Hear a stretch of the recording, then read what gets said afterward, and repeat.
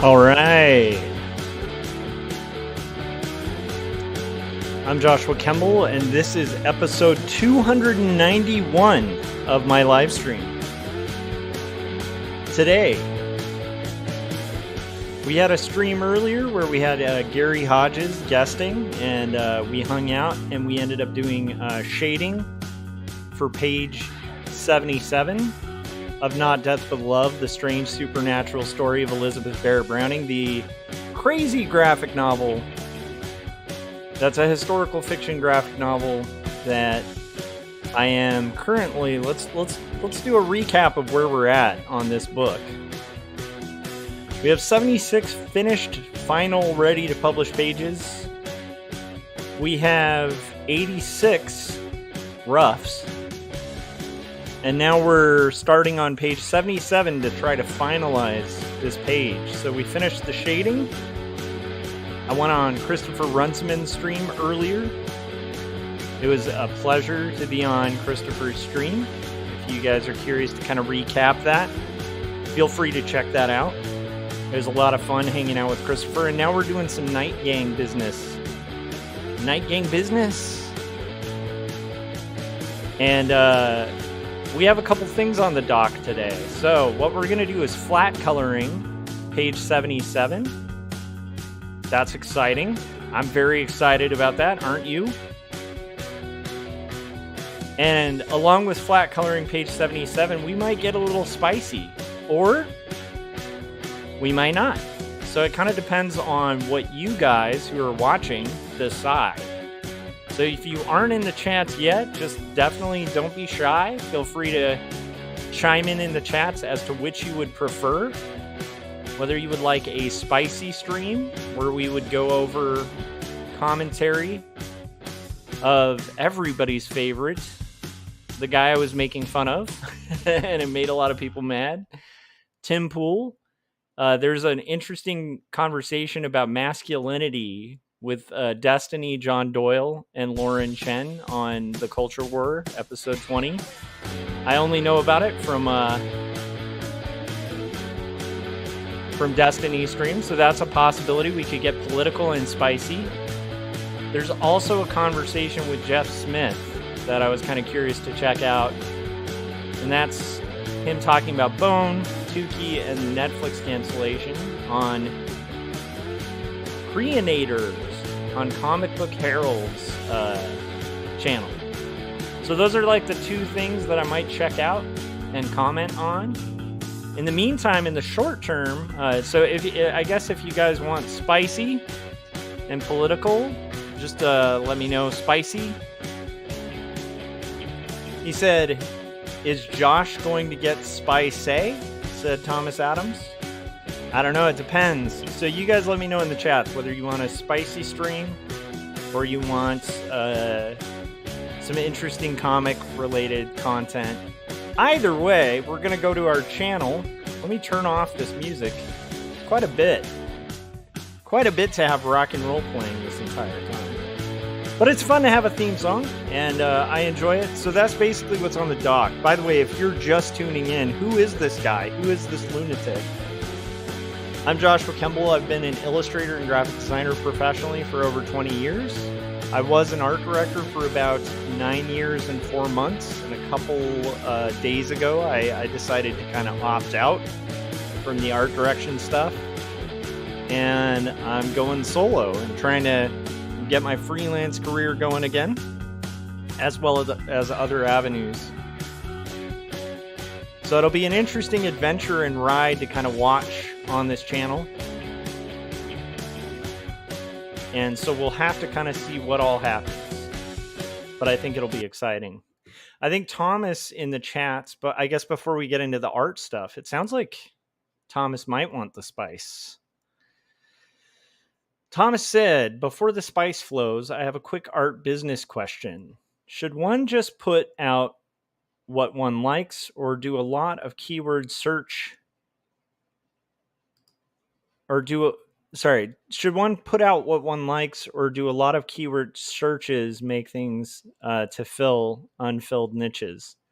I would say it's kind of both. my own opinion is like your SEO has a lot to do with kind of wherever you are on the web and how many times you're kind of mentioned. And so that usually translates to like social media posts and stuff like that. Luckily, I have okay SEO because I've been doing illustration graphic design for, like again, over 20 years. And I still kind of have a little bit of, of, internet presence, mostly resulting from, my goodness, is this still playing the fear stuff? Awesome. How long was I on that effect?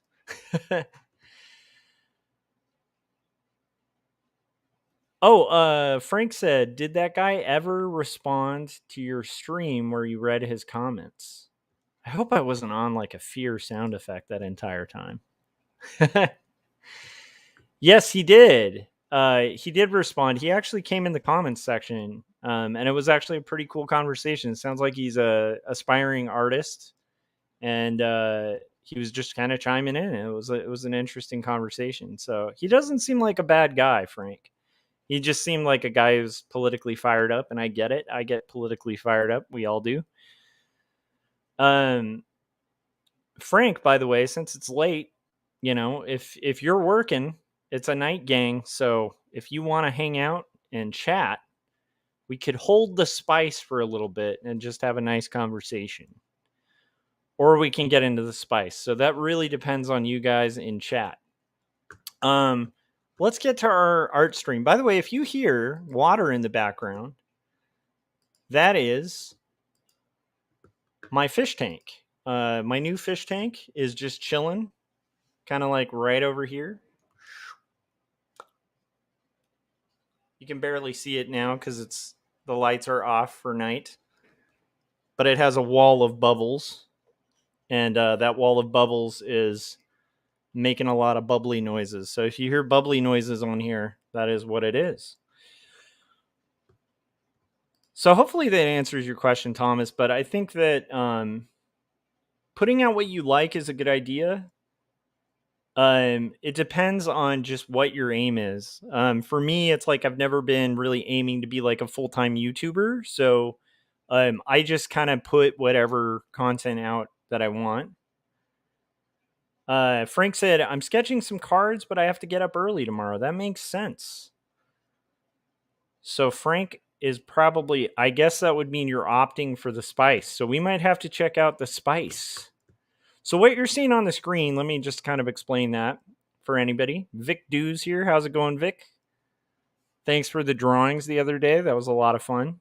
Vic sent in some sketches, which were really muchly appreciated. A young aspiring cartoonist. I hope you guys are going to get a lot of work done while we work tonight. And I'm probably going to chat for a little bit, and then we might get into the spice. If you guys want the spice, Chris said, so you're saying is that water sound isn't just constant peeing?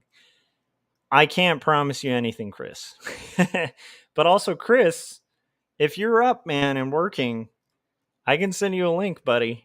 Let me know. I know you got the kids sleeping, so might not be possible, but still throwing that out there. Thomas was saying, but they also usually pull from public domain images to use on their products. Okay, he was saying, I was asking because a lot of people say do all this keyword search before doing anything, then make sure your products to fill those undeserved niches. Yeah, I mean, I guess my problem is I tend to just make art that I like, and generally like what's helped me in my career. We'll see if it works. I mean, I'm kind of re-entering the fray, but what's worked best for me in life so far as a creative is whether I'm pursuing work for clients or not, to pursue the art that fulfills me and fills niches that I could see and needs that I could see without like crazy amounts of research and getting like technical about it. And generally that leads to better work that's more kind of fun and suits the kind of stuff you want. And I can say like most creatives I know, it's kind of worked out that way. I'm not saying it will always work out that way, but that's kind of my answer to that. I don't personally do a ton of keyword searches and research before kind of embarking on a project. I will, if I come up with a concept, search it and see if it's been done and if it's been done better. I think that's always a good idea. But in general, I think like kind of pursuing stuff that's good is kind of a good start. By the way, so I should probably explain what this is. This is page 25, just the flat colors. I've turned the drawing layer off, right? And we're just looking at the flats because we're going to be coloring this exact room, and we have all the flats there. And I think the majority of the shading is going to be kind of indicated, and we might do a little more shading as well, depending once we have all the flats in on this page. So I think we're at the point where we can actually start working on the final page here. And before I do that, so I'm not saving over my pencils, this is something I always do is I save in different segments. I save projects as they're going in small indications.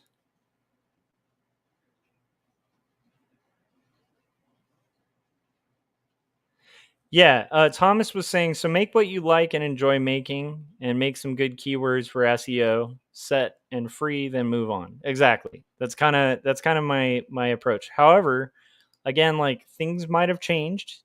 I have been working as an art director primarily, and then kind of doing comics, and that's about it. With occasional select freelance. And so the game might be a little different, now. And I guess like the nice thing about following this channel is I'm pretty transparent. So I'll be pretty transparent during that entire process to see how it's going and, like what's working and what's not. I have this crazy idea of trying that painting thing. We'll see if that leads to any commissions. Um, you know, I have a lot of ideas for prints and for t-shirts, and we'll see if those lead to any sales. I know the t-shirt game's a lot different than it used to be. Vic said a screw is missing from my drafting table and I threw it away, so I'm dumpster diving. You threw away your the screw, or you threw away the table? Okay, he said I found it. Good. Good, very glad. Vic said the page is very, very domestic today. Nice. It is a little domestic.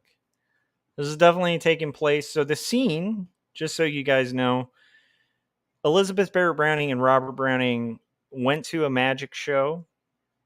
Oh wait, we're not there. We're going backwards because we're back now. We're taking the roughs that we did and kind of finalizing them. So Elizabeth Barrett Browning and Robert Browning had guests over. Robert got pissed off at one of the guests, Mr. Home, and this did not go over well. It led to Robert kicking their guests out of the house in a fury. Elizabeth was mortified, embarrassed, and let Robert kind of know.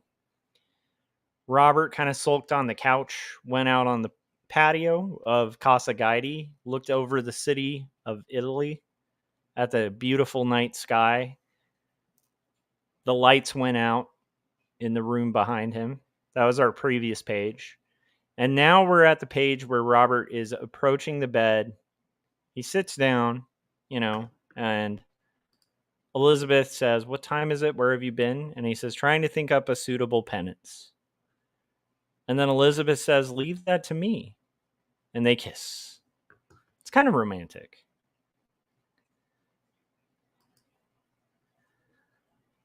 Frank said, "I know the feeling, Vic. I penciled a sketch card and now I can't find it to ink and color it." Nice.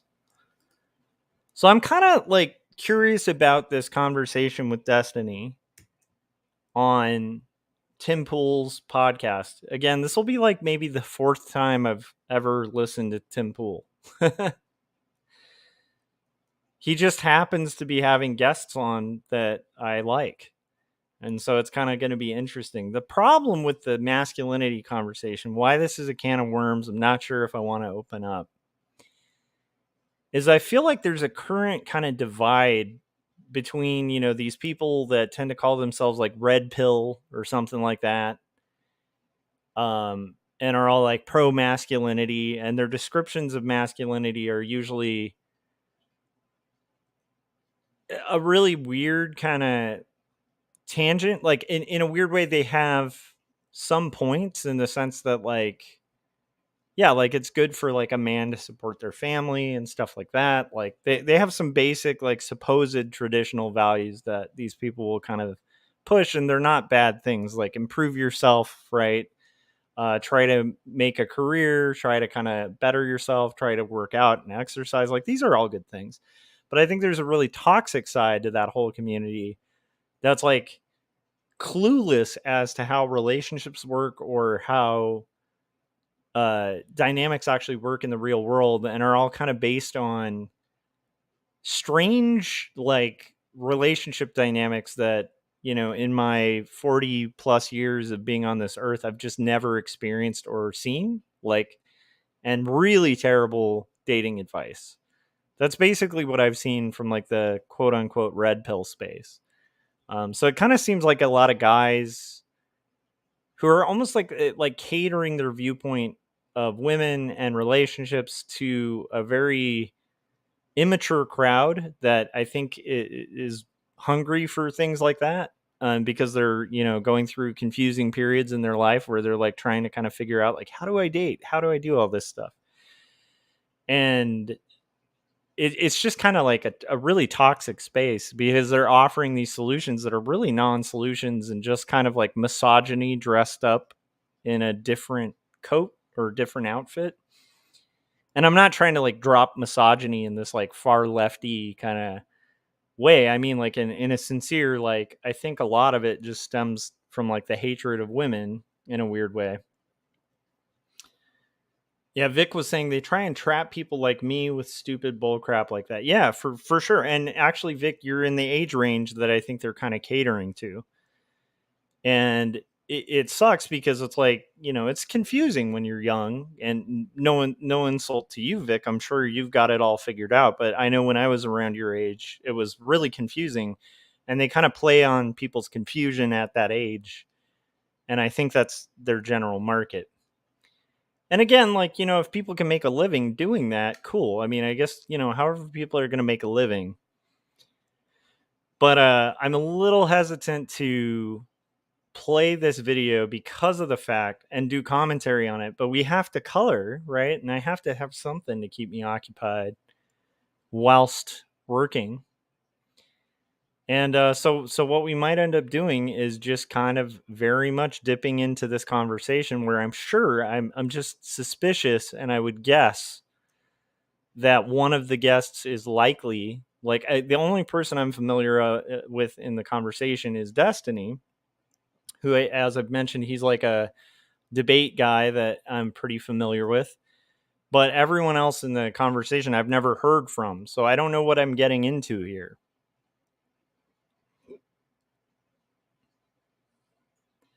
And Vic said, I don't have everything figured out. I don't know the right way, but I know this is the wrong way, Yeah, I do. I do know what you're saying. So it's going to be interesting to kind of see where this conversation leads. And full disclosure, I think it's going to be interesting. It'll be spicy. I'll make commentary as we listen to it. I'm going to go ahead and put that link in here. So I have to kind of set up to share it. And then I think we'll get into it and we'll see how far we can get. It might just be so atrocious and awful. It might just be so bad, you guys. It might just be so awful that we just kind of skip it and go with something else. Interestingly enough, like, Destiny has his own kind of relationship history. From what I understand, as like, again, I'm just a person who like listens to him. And I don't necessarily agree with like Destiny's lifestyle choices or anything like that either. My own opinion on anything regarding this is it tends to be like a pretty libertarian type stance when it comes to dating and stuff like that, where this is definitely an area in life where I feel like people should just be allowed to be people and date the people they like.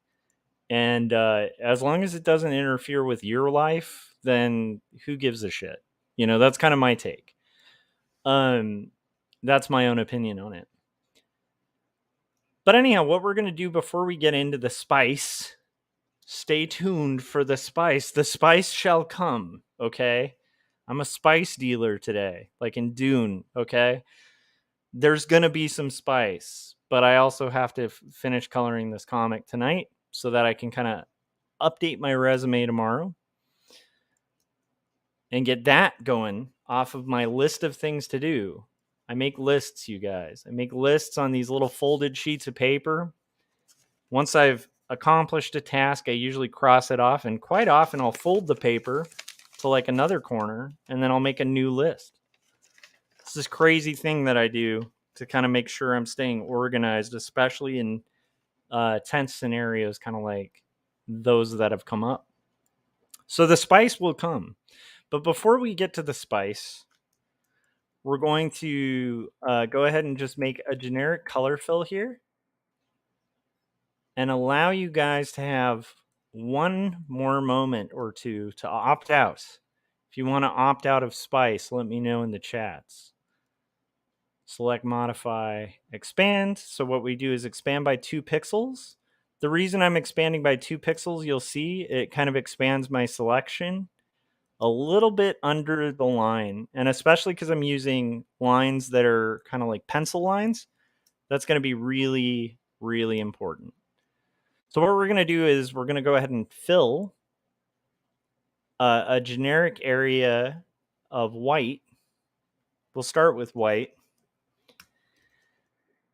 And we're going to get everything set up so that when did that work? That's weird. Okay, let's try this again. Let's fill with the foreground color. Okay, great. And I'm going to lock this layer. And now what we have is all the areas that we need to fill as like a solid, and we're going to go in and kind of start coloring. So that's basically what I'm going to be doing while we do commentary. Chris said, the spice must flow, as in, I want more talk about Dune. Yeah, and then Vic said, love is love as long as it doesn't hurt anyone by being in the relationship. I agree with that. Frank said, I'll be drawing sketch cards to sell tomorrow. I'll listen in. Nice. All right. So, ladies and gentlemen, just to build the drama, okay? To build the drama up, we're in a good spot, right? Like we're at a point where basically everything you're going to see proceeding is going to be me filling flat colors underneath this. I'm going to even turn off my shading so I can just see the solid selections, okay?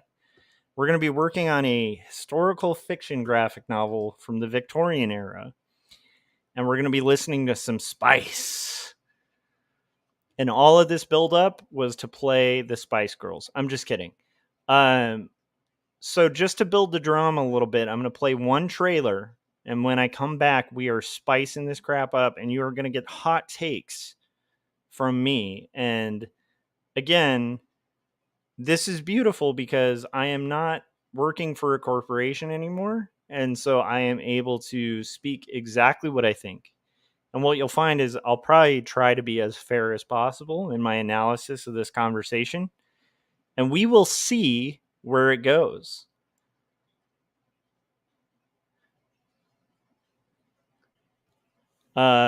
Vic said, I wonder how our one friend is going to react to this stream. It'll be interesting. You never know. Maybe I'll agree with Mr. Poole. I know on the last one, I did not. So we'll see. Vic said, you'll get lukewarm takes from me. Nice. Well, you're going to get hot takes from me. They're going to be steaming. steaming, boiling hot, crazy, insane spice after these messages just to build the suspense. Because you guys know that's fun. It's fun to have suspense in these kind of things. Okay, here's the trailer for my book, Jacob's Apartment. While watching the trailer, before we get into spice, show me how much you want the spice by hitting that like button. Okay? There's 6 people, I think, watching, 8 now during this stream. Show me how much you want the spice by hitting that like button. Hitting the like button really helps me out. I'm an artist who has recently gone solo from a corporate overlord, and I need your likes. I need your super chats. I need everything. I need money. Okay.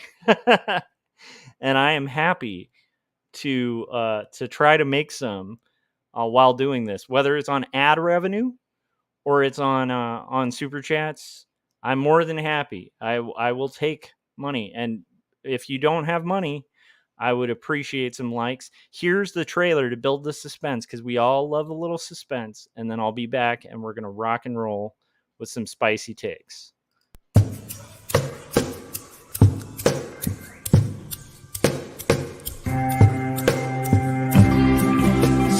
clearly, it seems that only in dreams can we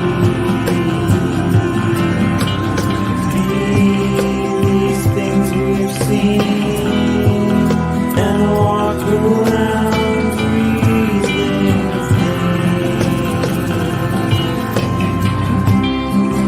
I don't know the part to play in this heart of mine.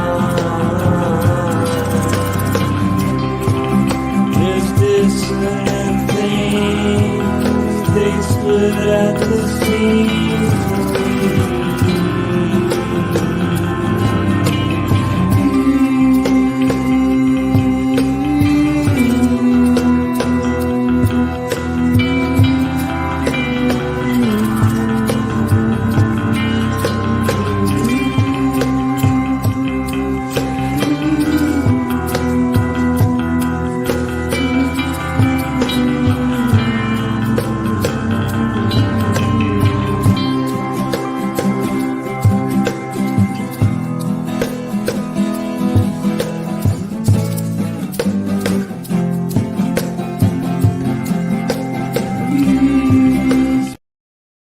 All right, we're back and we're ready for the spice. Okay, I'm ready. I've got some water. I've got this going on. So I think all we need to do is just hit play, and then we're gonna do commentary on Mr. Tim Pool, and we'll see. Does Tim? The question is, like the last time we reviewed. Let's start color filling whilst talking here, right? One can walk and chew gum at the same time sometimes, or talk and chew gum at the same time. That would be a little hard to talk and chew. Okay, whatever. Point being, the last time we watched a debate with Mr. Poole, I feel pretty much like he got crushed by Emma Vigland by the end of it. I was trying to be really fair throughout my entire analysis of it, right? I felt like he held his own a little bit toward the beginning. I felt like Emma Vigland took some cheap shots, which again were kind of fun to watch, but again, like it, doesn't make for great debate or great optics. So I feel like he optically, whether I agree with him or not, kind of won the beginning of their exchange and debate. But by the end, kind of revealed that he knew nothing about geopolitical tensions. He called himself anti-war and was very much pro some like pretty heavy stuff. And honestly, Emma just kind of swamped him at the end. She would have optically won a lot better if she had kind of held off on some of the cheap shots at the beginning. But then again, seeing how Tim Pool kind of runs his show and what I've heard about it, I think I kind of can't blame her, because I feel like he sort of engages in the same sort of cheap shots. Don't get me wrong, like Majority Report is not like, they're not like a nonpartisan show. Like, it's a very lefty show. It gets more left than I get, and I'm pretty left compared to the country, but I'm not like super left compared to like Majority Report left or Young Turks left. Like, I'm kind of, I think to a Majority Report left or a Young Turks left, I would seem like, what you call like a traditional liberal or something. Anyhow, point being, Tim didn't do so great on that previous one. Let's see how he holds up and fares on this one. All right, here it is. Let's get into it and see how he does. Of really awesome people joining us to talk about the issue. Of course, we have Destiny. Hi, what's up? Who are you? What do you do? I'm Destiny. I do politics and philosophy and video games on my YouTube channel. Right on. And we have John Doyle. Yes, thank you for having me. Glad to be back. And of course, Lauren Chen, a late addition. Yeah, thanks for having me. I realize that I am probably not the most expert on masculinity, but hopefully I can at least add a feminine perspective, because of course everyone cares about what the woman's issue about masculinity is. Well, so this is going to be interesting. It's already, again, like the thing I'm kind of curious about is, Tim on the last show said like to Emma Vigland, it's kind of unfair that I had like two people debating against one person. I'm going to be curious to see what are the odds, just a poll for the chat, right? What are the odds right now that both of these people lean right and that Destiny leans left? I'm just saying, with the way that his show seems to be structured, he even apologized to Emma Vigland after the last one by saying it was a little unfair. We had two people on the right versus one person who leaned left. That seemed a little unfair. He said that to Emma Vigland. And now we're watching him have Destiny on. And what do we have here?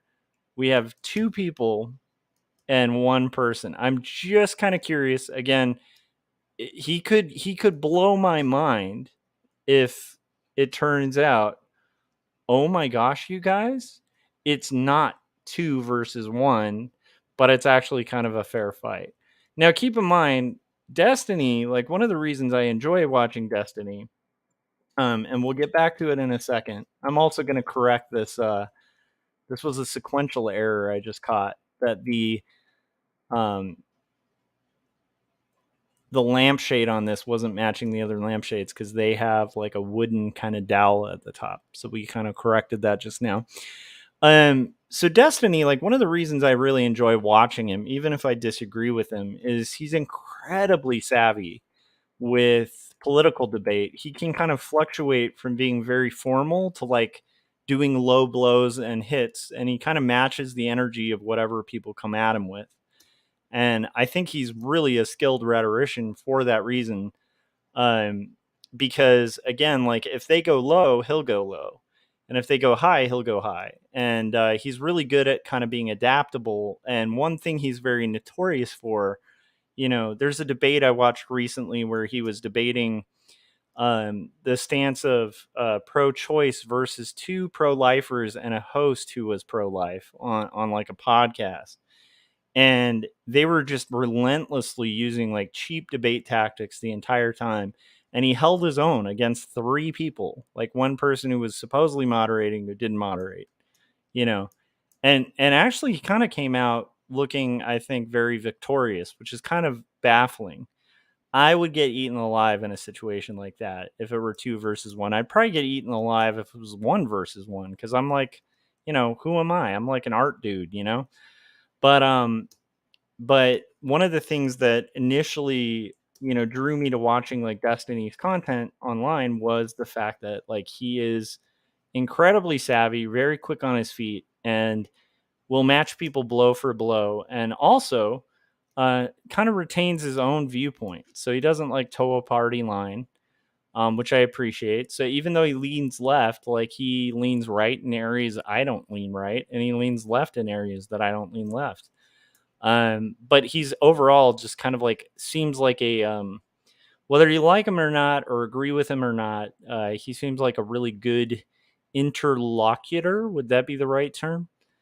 Those of you with a bigger vocabulary can let me know whether that's right. All right, let's continue the spice. Are you guys ready?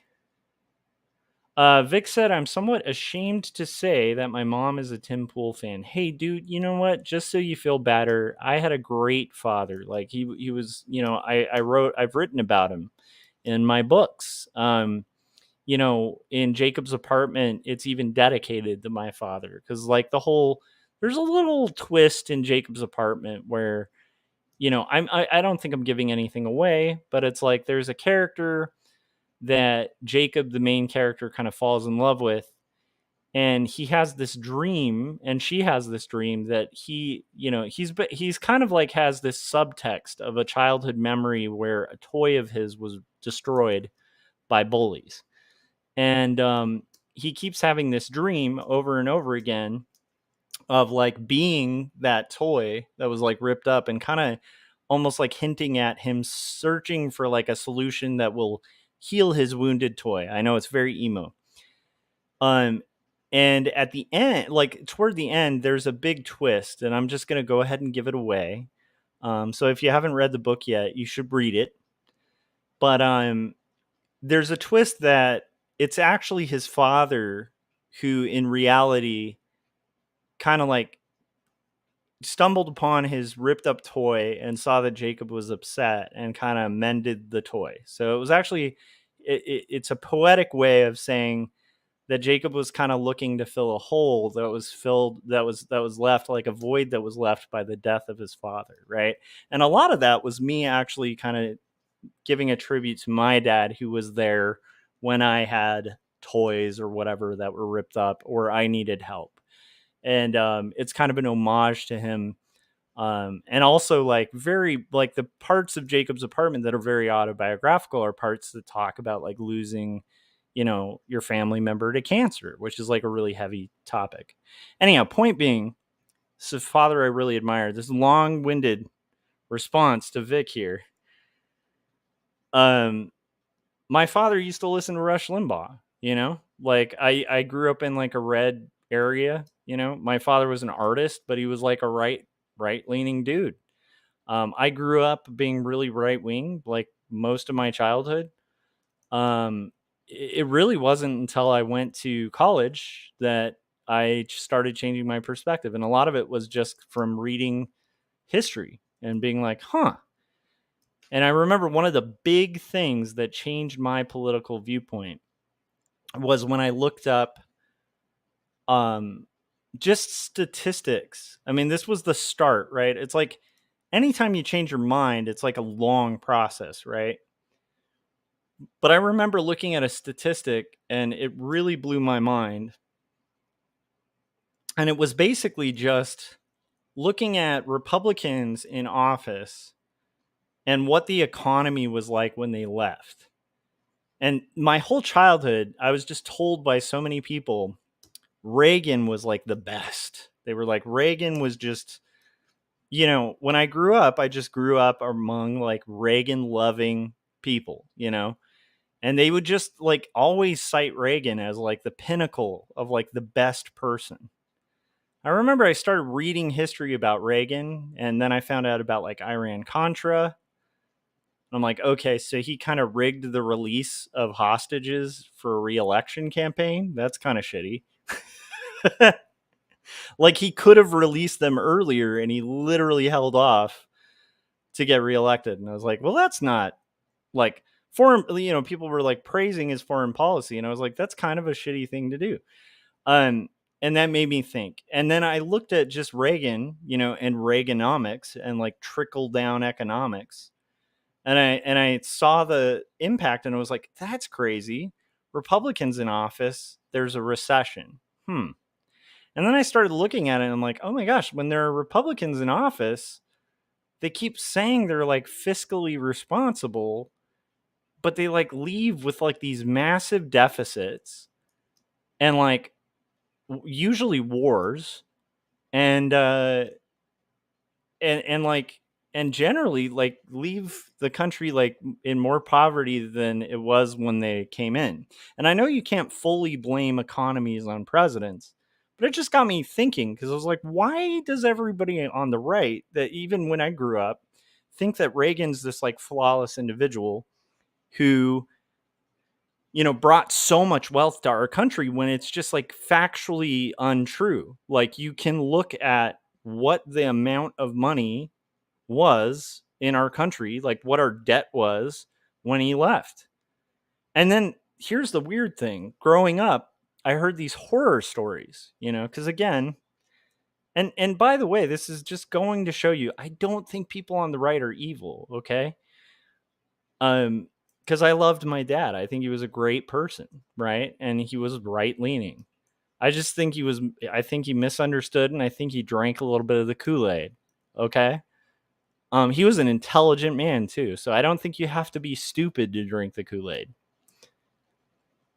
But then I started looking into like more specifics, right? Where it was like, okay, so Reagan didn't leave the country in a financially better spot. How did the tax cuts affect things? And then I started looking at it and I was like, what did he do to the country? And then I started looking at, well, what did he do for like social programs? And then I saw that he had closed, I think somewhere close to like 60% of mental health facilities in the United States. And I started thinking like, man, this guy is really not that good.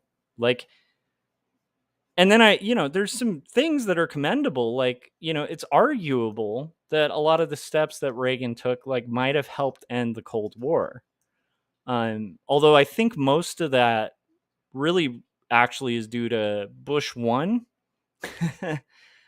Not W, okay?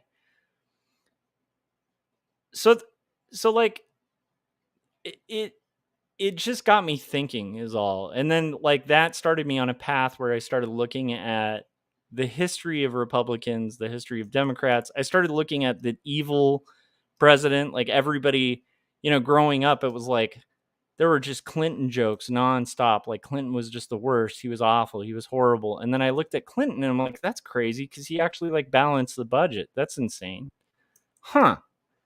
I thought tax decreases helped balance the budget. I thought Republicans were like the fiscally responsible ones. And I mean, then I just started noticing in my own lifetime, like, okay, it's weird. We get these left-leaning presidents, our deficits decrease. We usually have like a resurgence of the markets. We usually have like a resurgence of the middle class.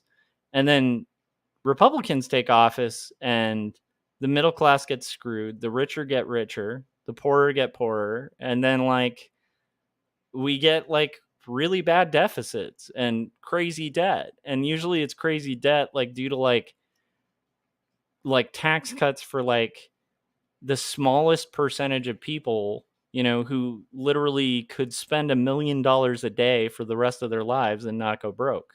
I was like, this is really weird because it's like I thought Republicans were like working class and for the blue collar. And then I'm like looking at it, I'm like, oh, Republicans were really big fans of automation. That's weird that they were into automation. I thought it was like the evil Democrats that like shut down all the car factories, right? And then I was like, oh, they're anti-union too. That's interesting.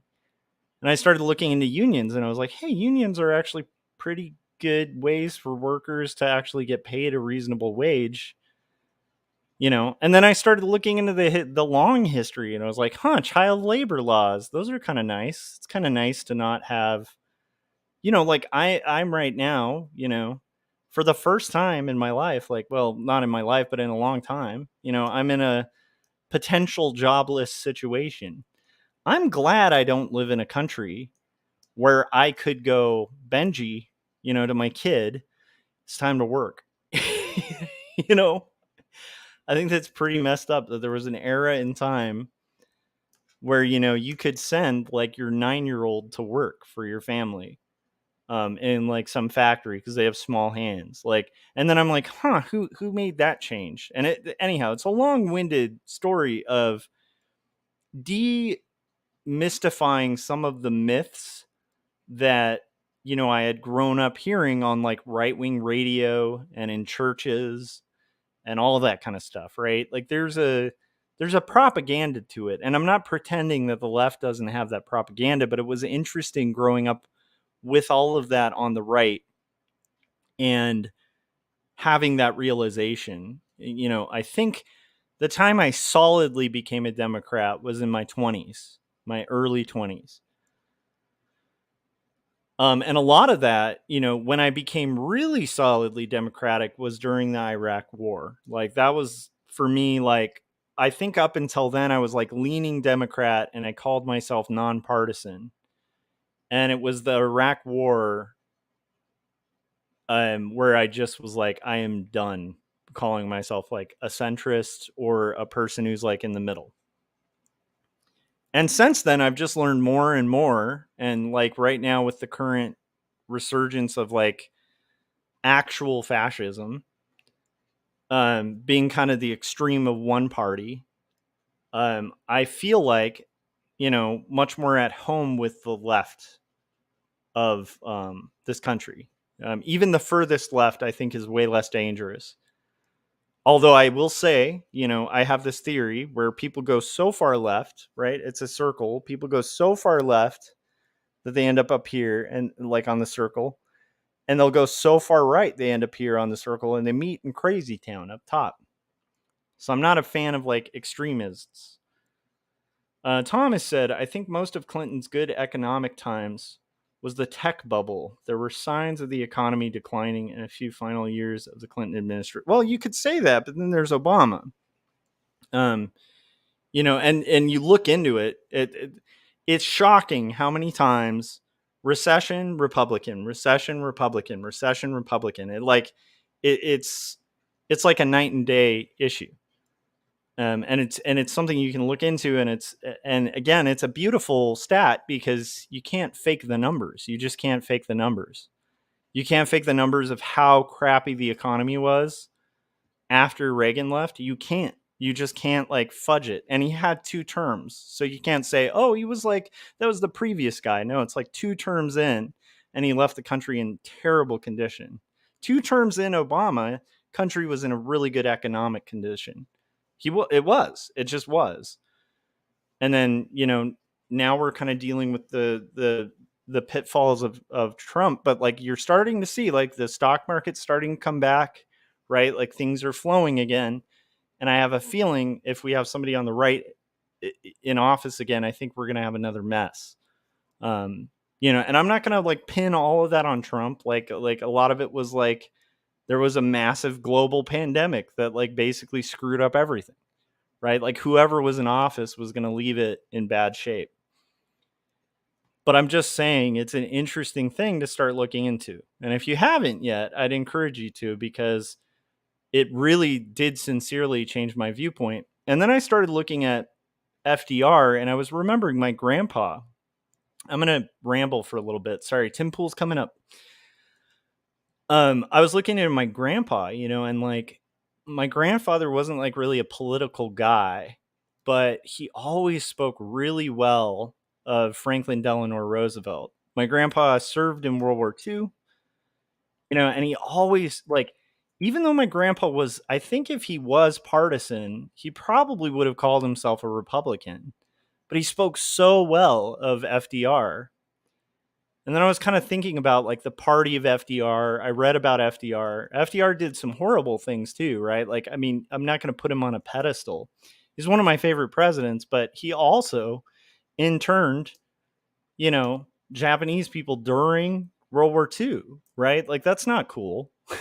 Like, he created literal internment camps. I mean, it was wartime, but wartime doesn't justify just like arresting people, taking their businesses, It's a really bad, dark history. If you want to learn more about it, I recommend reading the book No No Boy, which was written by a man who was interned. And it kind of shows you like the questionnaires that they gave, people at the time. It's a horrible thing, right? But I think overall, I think that FDR, the things he put in place for this country are some of the best things our country has ever done. And I know that's a difference of opinion because I know a lot of people on the right who are like real anti FDR. But I also notice there's, a very extreme side of the right. I don't want to make the mistake of calling everyone on the right a Nazi because I don't think everyone on the right is.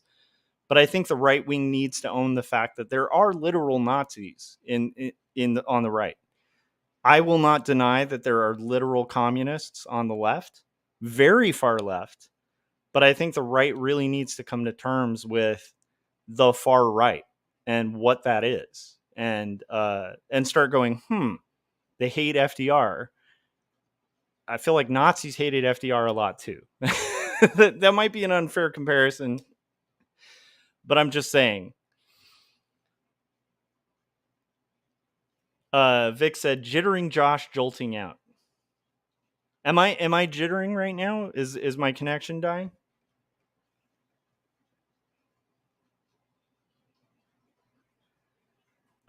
Frank said JFK was one of my favorite presidents. He didn't keep his nose clean.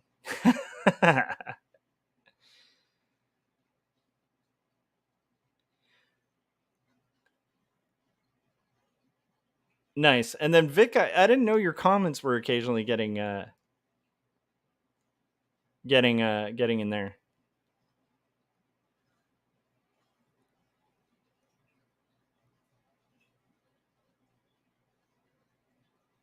Thomas was saying both sides really suck and love to start new wars. True. I would agree with that. Like, there is kind of a proxy war thing. But the weird thing is, even with Biden, like, I'm not like a Biden cheerleader, right? But everyone critiqued him for how he got out of Afghanistan. But I'll give him this. There were 2 presidents that were talking about getting us out of Afghanistan and weren't willing to take the political hit because people would get hurt, to get out. And however Biden did it, we're out. That's pretty impressive. For people who are like anti-war, I would think that's impressive. Now, could it have been done better? Maybe.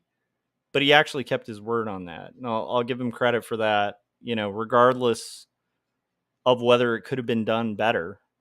At least it was done. And I mean, there's a reason, the 2 presidents before would not do it because they knew it optically is going to look real bad if we get out. Like, it sounds good, but like the second people see it, they're not going to feel good about let's tuck our tail and leave. It's just never going to look good. And it's never going to come without casualties. So anyhow, let's continue our Tim Pool read. But that is my spicy take on what started me on the path of becoming a lefty. Am I like a gang member with my left? No. I'm not going to toe the party line. I'm not going to agree with everything they say. And if the left went real left, if the extreme left were to take as much control over the left as the extreme right has over the right, I would be very much not left either. Okay. But I don't want to both sides it because it's not equivalent. It's like you can have a scenario where 2 people are jerks, but one person's a murderer, right? And you could make the argument if they're both rude, 2 people are really rude, you could go, well, on both sides they're rude. But this one guy, he's lied sometimes, and then this other guy, he's murdered. So they're both both of them have done bad things. It's no. I'm not saying they all commit murder or something. I'm just bringing up an example of where the both sides thing falls apart. It's the idea that yes, more needs to be done on both sides, but both sides are not equal. Okay? They're not equally at fault. Both sides do bad things, but there is one side that blatantly is going a real wild direction. There's another side that's somewhat going a real wild direction. It's different. Both sides can be bad, and one can be worse. That's my take. I never think that everyone on the left is a great person. I think there's a lot of problems on the left. I think Biden's done a lot of things wrong. But if I compare Biden to the guy who was in earlier, if I even think of how that would have, how, like, for instance, the Ukraine-Russia situation would have gone down with a guy who was literally withholding aid to Ukraine to try to get dirt on his political opponent. That man was orange. And how he would have dealt with Russia just completely ignoring, their obligations to the world, like to honor just the fact that they had agreed on the border lines, the boundary lines that established what Ukraine was. They had agreed to that. They had signed treaties. We had signed treaties.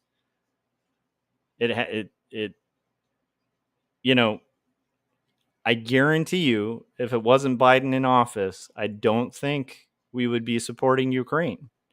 Now, that's up to you for interpretation, but in my opinion, it's one of those rare cases where there's a pretty clear-cut answer. As much as things get ambiguous. For reasons Emma Vigeland really well pointed out on the last Tim Pool thing we were watching.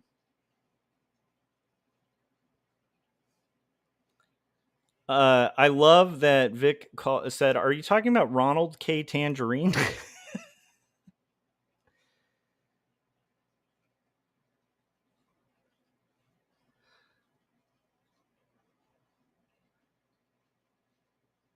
So anyhow, more needs to be done. I agree, but just because there's problems on both sides, like if I look at, I'm going to use another example, and then we're going to get back to this debate. If I look at, and we're, by the way, working on comics right now. I hope you guys are being productive, and I hope this is entertaining, whether you agree with me or not.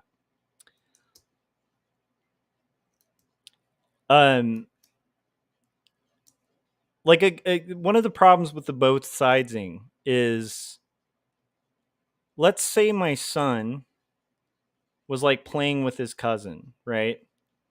He's really good friends with his cousin. And let's say he just decided he wanted a toy, and they were arguing about it. She wanted the toy, and they're both arguing about the toy. And let's say she calls him a name. Okay, that's bad. Okay, you shouldn't call each other names, right? Okay, and then let's say my son in turn just decided to punch her. Okay, that's bad. If I as a parent go in there, there's definitely a line that was a little different that was crossed when there was punching. Okay, both can be bad, but not equal. Does that make sense? Not equally bad. So to me, that's kind of where we're at. Okay, now let's give our attempt at a fair analysis here of the Tim Pool conversation. Today. That's why I asked you to come last night. We were talking about having this show in the morning, and then I thought, if we're going to be talking about men's issues, we have a woman who can also add a female perspective. And I'm sorry, I just gotta ask again. Last minute, it would be cool to have a woman's perspective. What way does that woman politically lean? I just want to know, because I'm curious. I've only watched one of these particular shows by Tim Pool before. And on that show, they had two people on the right debating a person on the left. I'm just wildly wondering what way this lady leans. I have a feeling Tim Pool has set up a debate that is 2 versus 1. Once again, even though he apologized on the one with Emma Vigeland for having a 2 versus 1 and saying it was a little unfair because the deck's a little stacked. Let's see if Tim is a fan of stacking decks, or if he honors his word as like the, hey guys, I'm a cool skateboarder that he is, and holds to what he promises, or if he actually has formatted his show to be 2 versus 1. Let's find out. Oh, Vic asked, what are you up to now on roughed out pages? Good question, Vic. I have roughed out 86 pages. So we're working on the final for page 77, and we have a good chunk of roughs to kind of finalize in the next few days. If you're watching and you aren't enjoying this Spice, I don't know what's wrong with you. Spice is fun. Hit that like button. Okay, let's continue. Probably a more traditional view on things, as opposed to, say, a liberal woman or anything like that. But that would have been, we should get like whatever 2.0, you know, whatever 2.0. I don't know. I like whatever for a variety of reasons. I think we'll be a bit different than whatever's take on things. Hopefully, yeah. Hopefully. I don't know. They get accused of being a bit more vapid, I Yeah. suppose. But I like it. I mean, it's whatever. It's the whatever podcast. Good one. All right. So let's just start with the kickoff story. We have this article from earlier in the year from the New Yorker. What's the matter with men? They're floundering at school, in the workplace. Some conservatives blame a crisis of masculinity, but the problems and their solutions are far more complex. Yeah, so this is the big issue, I suppose, men's failure to launch.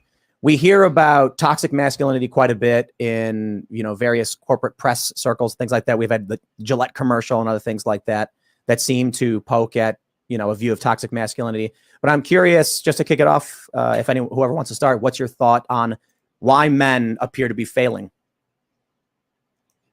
I assume we were going in order of who was introduced first, but Okay, so this will be interesting. I've heard Destiny actually address this issue, and I think it'll be really interesting to hear him in the context of this. But it's going to be really interesting to hear this because,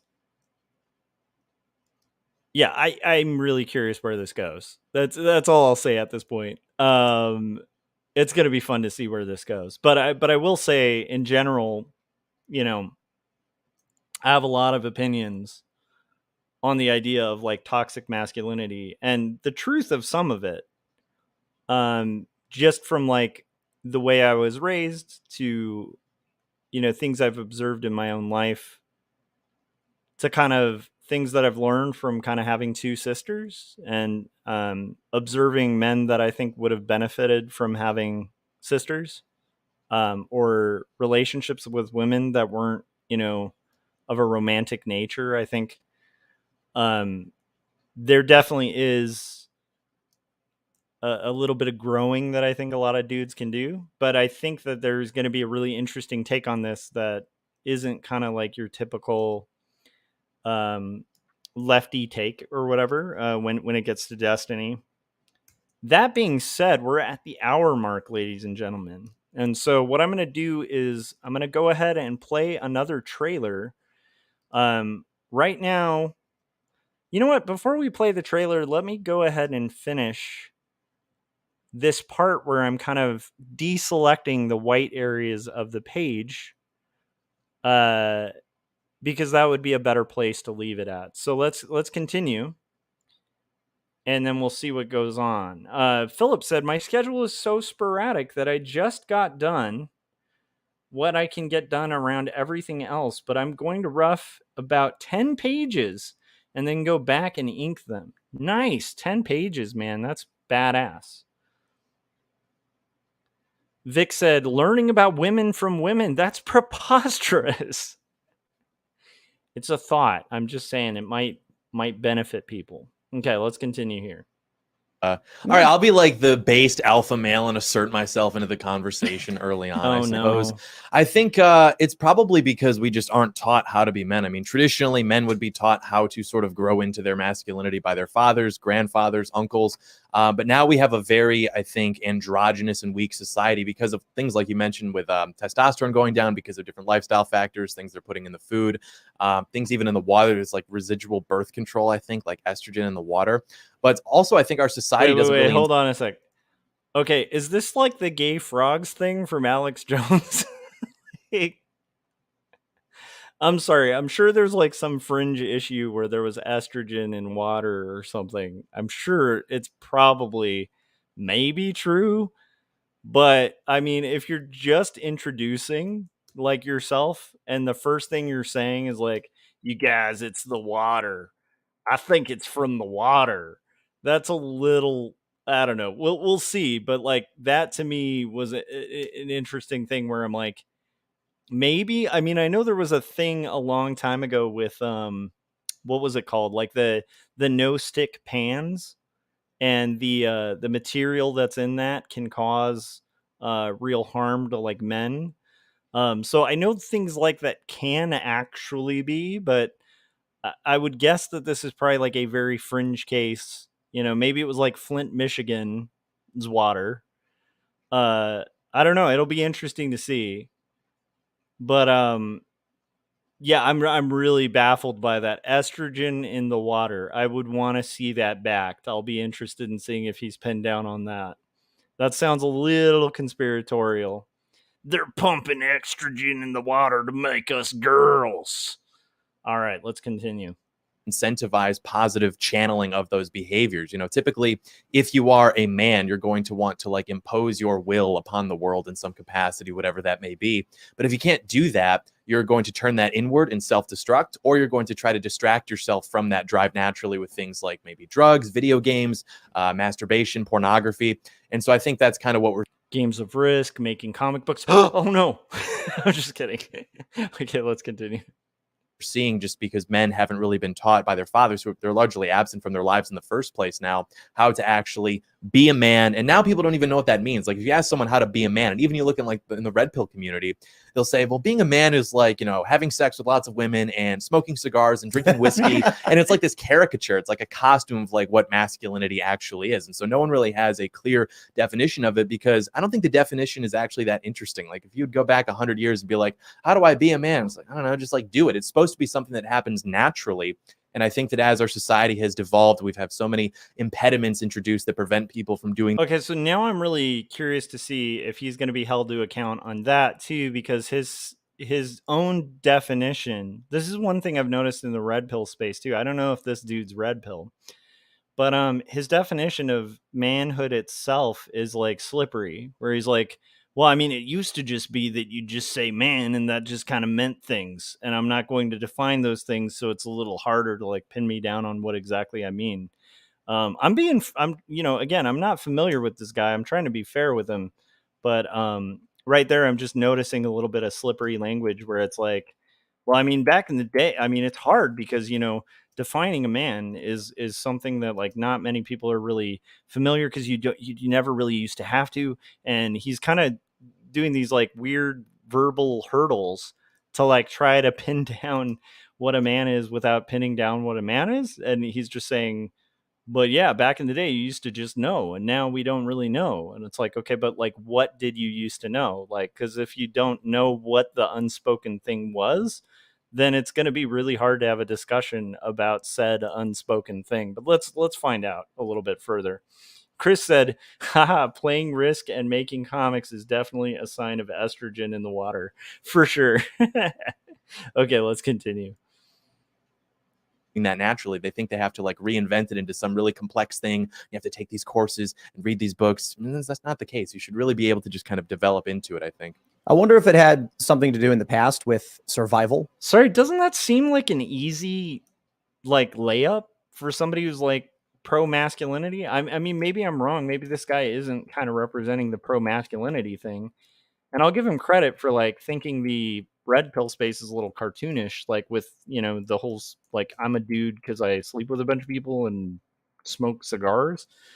But I'm like, I can't get over how slippery that lack of definition is. It's just kind of a hard one.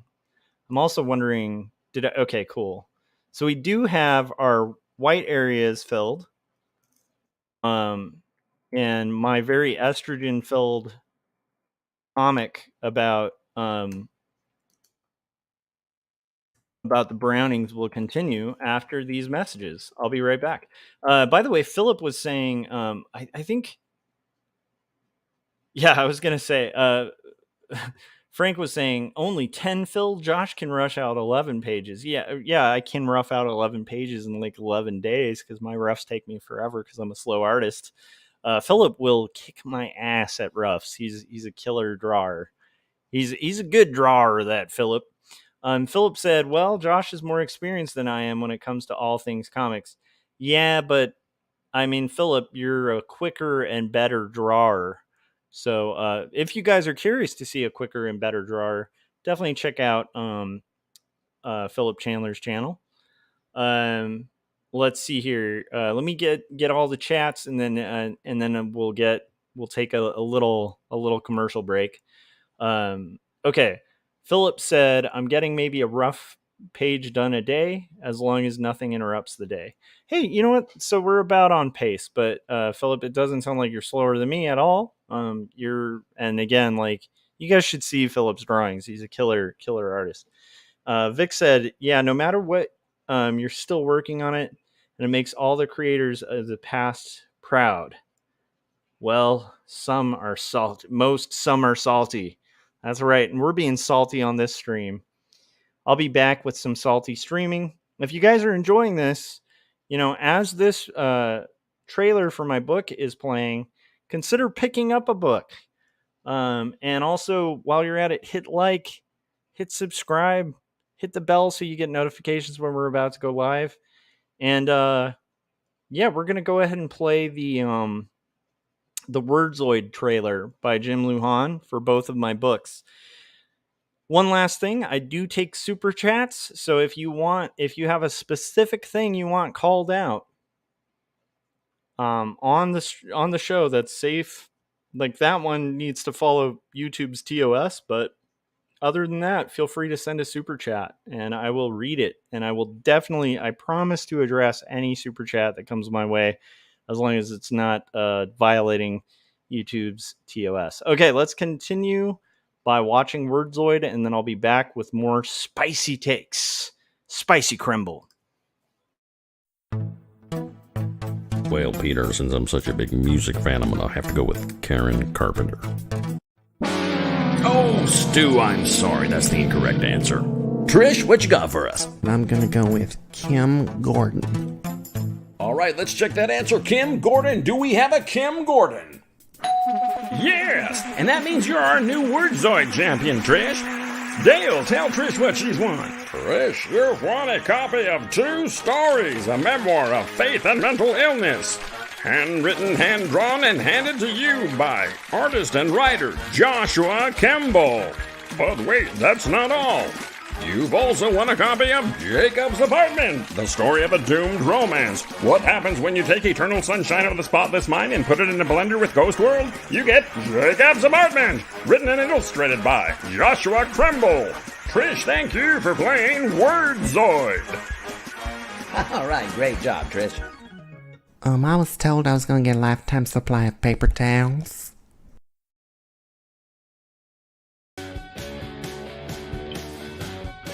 All right, ladies and gentlemen, this is Joshua Kemble's Livestream, episode 291. We are flat coloring a page of comics, page 77 of Not Death But Love, the strange supernatural story of Elizabeth Barrett Browning. We're also doing commentary on Tim Pool's what he calls the culture war. And this particular episode, let me find the title, is a debate about masculinity with Destiny, John Doyle, and Lauren Chen. And so far, it seems like he has set up a 2v1 scenario. I think it's 2 people on the right versus 1 person on the left. Maybe I'm crazy. We'll find out. And with that, that'll do it. And we will go ahead and continue our commentary on Joshua Kemble's stream. We're getting spicy, guys. We're getting spicy with our commentary. And here we go. Okay. And let's continue with this lovely commentary. Right now we have all the white on the page, color filled. We're going to continue. I think what we'll start with is Robert's hair. That's what I think we'll do next while we do commentary. In that men fought wars, put out fires, were hunting and things like that. And as I'm sorry, but like I'm doing a Victorian book about Robert Browning, who was a poet. I don't know if he was cutting wood and fighting wars and fighting bears. There's like this really weird thing to me on the right. I get it. Yeah, there's like a masculine thing. Like I was in Boy Scouts as a kid. I learned how to light a fire, how to chop wood, all that fun stuff, right? I'm not like your typical kind of like dude, but like I learned some dude stuff, like changing a tire, that kind of stuff. I'm awful at all those things. I'm not going to pretend I'm great at them, but I learned them, right? But I mean, this cartoon version of the past where like all men were like these ultra masculine people. It's like, dude, do you guys remember Oscar Wilde? Like, do these people like look into the history of like the French bourgeois? Like, it's like this is not. I don't know. It makes me think that these people are learning like history by like looking at like stories of Johnny Appleseed, and they think that's actual history. They're like, there was this Johnny Appleseed guy. Okay, let's continue. As we've advanced as a civilization in terms of technology, survivability has become less and less of an issue for us. We have too much food now. And so is there really going to be this manly man who's super ripped with a big beard chopping down trees? Or is it going to be some beer belly guy driving around in a heavy machinery who just presses a button and has it done for him? So, we have this traditional view of masculinity with these heroic images of men that we don't need as much anymore.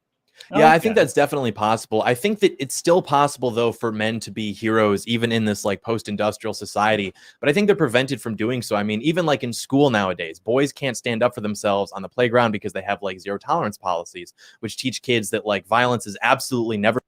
Okay, so is he actually making the argument that people having a zero tolerance policy to bullying at a school that's causing these poor boys to like not stand up for themselves? Okay, so like I'm I'm trying to follow here. So we're pro bully? Okay, let's continue. It's like, do these people think that like school's supposed to be like a John Wayne movie? Like you're supposed to be Clint Eastwood on the playground and be like, "Go ahead, make my day, little kid." I mean, to me, okay, there's some value to learning how to navigate bullies, right? And I can guarantee you, like having a kid, that hasn't gone away, right? Like people, like little kids in school are little shits, like to each other, like 100%. They continue to be. Things have not changed in that route, right? The big, awkward kid who probably has like a really rough family life is still a dick on the playground. Okay, that has not changed. Zero tolerance policies have not stopped that from happening, at least from my own observation as a parent. Okay, let's continue. For something that's permitted. So if some kid's picking on you and you fight back, you are now going to be suspended as well. You get suspended as well, as if that's something new. Like, okay, I'm a dude who grew up in like, an era of school where like the PE teacher was able to call you the F slur, okay?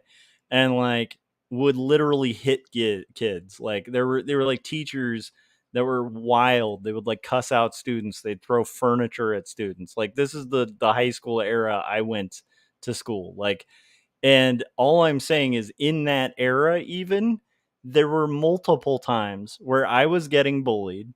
I would punch the bully and then we both get in trouble. That's not anything new. What planet are these people living in where it's like you could just get in like a giant fist fight on campus and like not get in trouble for it? That definitely predates the 80s, okay? Yeah, Philip was saying I got bullied before and after I reached 6 feet. Yeah. But I'm saying, like, there were multiple times where I remember trying to explain to the teacher, I'm like, they started the fight. Like, they were poking my shoulder for like an hour and a half, and I finally, like, flipped out and hit them. Like these things were in schools, okay? Like, that, there were, like, what is this fantasy world? Do they think that school was the Thunderdome? I don't understand. Like, we're, is the idea that, like, there was this Thunderdome, and we used to send everybody there, and Tina Turner was doing a soundtrack for it, and everybody was put in the Thunderdome to fight for the cornucopia back in the day when school was good, and you would come out of that refining fire as either a fighting man or a simp. Like, I don't understand any of this so far, but let's continue to see if this take gets more refreshed. Maybe I just need to have more water that has estrogen in it, so my mind can kind of process this. It's going to be interesting to see. Okay, let's continue.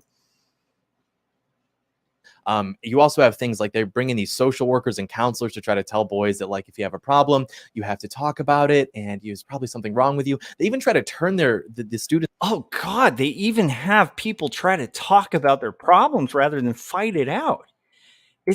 I just do you want your kids going to a school and being told to like work through their problems diplomatically instead of beating the crap out of each other? Oh my God, like what kind of uncivilized society are we heading towards where kids would actually talk about their issues rather than beat the living daylights out of each other? What kind of nonsense are we trying to encourage in our schools? Like against their parents in some cases. If kids are like, my mom destroyed my Lego set because she was mad at me. A whole Lego set destroyed? That was something I remember happening to one of my buddies when I was in elementary school. So I think it's like taking children and basically teaching them to be a cog in that system that you described without saying, you can climb to the top, you can be a hero, you can still do things that are noble even if you're not, protecting your community. Wait, what? Like, okay, like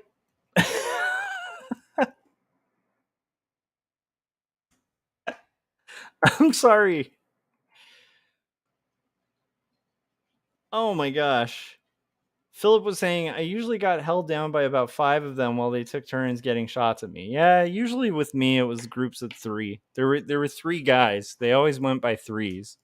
Yeah, and like the one trick to like fighting them back was to catch one of them alone. But yeah, like, yeah, they're in 3s at least. I'm sorry they were in 5s for you, Philip. But it's like, Vic was saying, you think men should be able to process emotions? You monster. Exactly. I don't understand this. I don't understand what he's saying. And he was saying something about Lego sets being destroyed. And like, again, I'm really like, usually with this, I'll start very good faith, but I'm like, okay, so your concern is that schools are going to allow somebody to get upset when their Lego set's destroyed? I remember kids having tantrums over that kind of thing when I was a kid. I don't understand. Like, again, were we in the Wild West? Like, are we talking about like gunslingers and stuff? And again, even that, like, if you look into the history of it, a lot of the kind of like Wild West, like gunslinging, like Westerns, they were very fantastical. Okay. Like, it's not like everybody was just having shootouts left and right. And it was like this lawless town, this lawless society. It's like you have these rare scenarios like that. But weirdly enough, like, that's not everybody, everyone wasn't in like a Western, even in the West, like back in the day. Like, it's just so bizarre to me. Like, what are we talking about? What are we talking about here? Like, what is he advocating for? I don't understand it. It's just these weird blanket statements so far where it's like, yeah, men aren't allowed to be men, which I can't define, but I know it when I see it. And also, like, bullies like can't beat kids up because there's a zero tolerance policy, so people will get in trouble if they fight back. It's like, but you'd always get in trouble if you fight back. I mean, watch The Christmas Story, man. Like A Christmas Story was about like the 50s, and I think the kid gets in trouble for fighting back against the bully. Like, this is just well known. Like, you just kind of had to take the hit. You'd get in trouble for it, sure, that's fine, but like that's kind of like the whole thing, man. It hasn't the idea of trying to get people to be a little mature about their problems and be able to talk to each other in a civilized society, that's an important thing for people to have. This kind of reminds me of like the last Tim Pool thing where he was talking about being anti-war and then he was criticizing Biden for not establishing a no-fly zone. It's like you can't do both. You can't be like anti-war and then say Biden should have done one thing that would have literally initiated World War III. It's insane. I guess they want their cake and to eat it too. Let's see where this goes.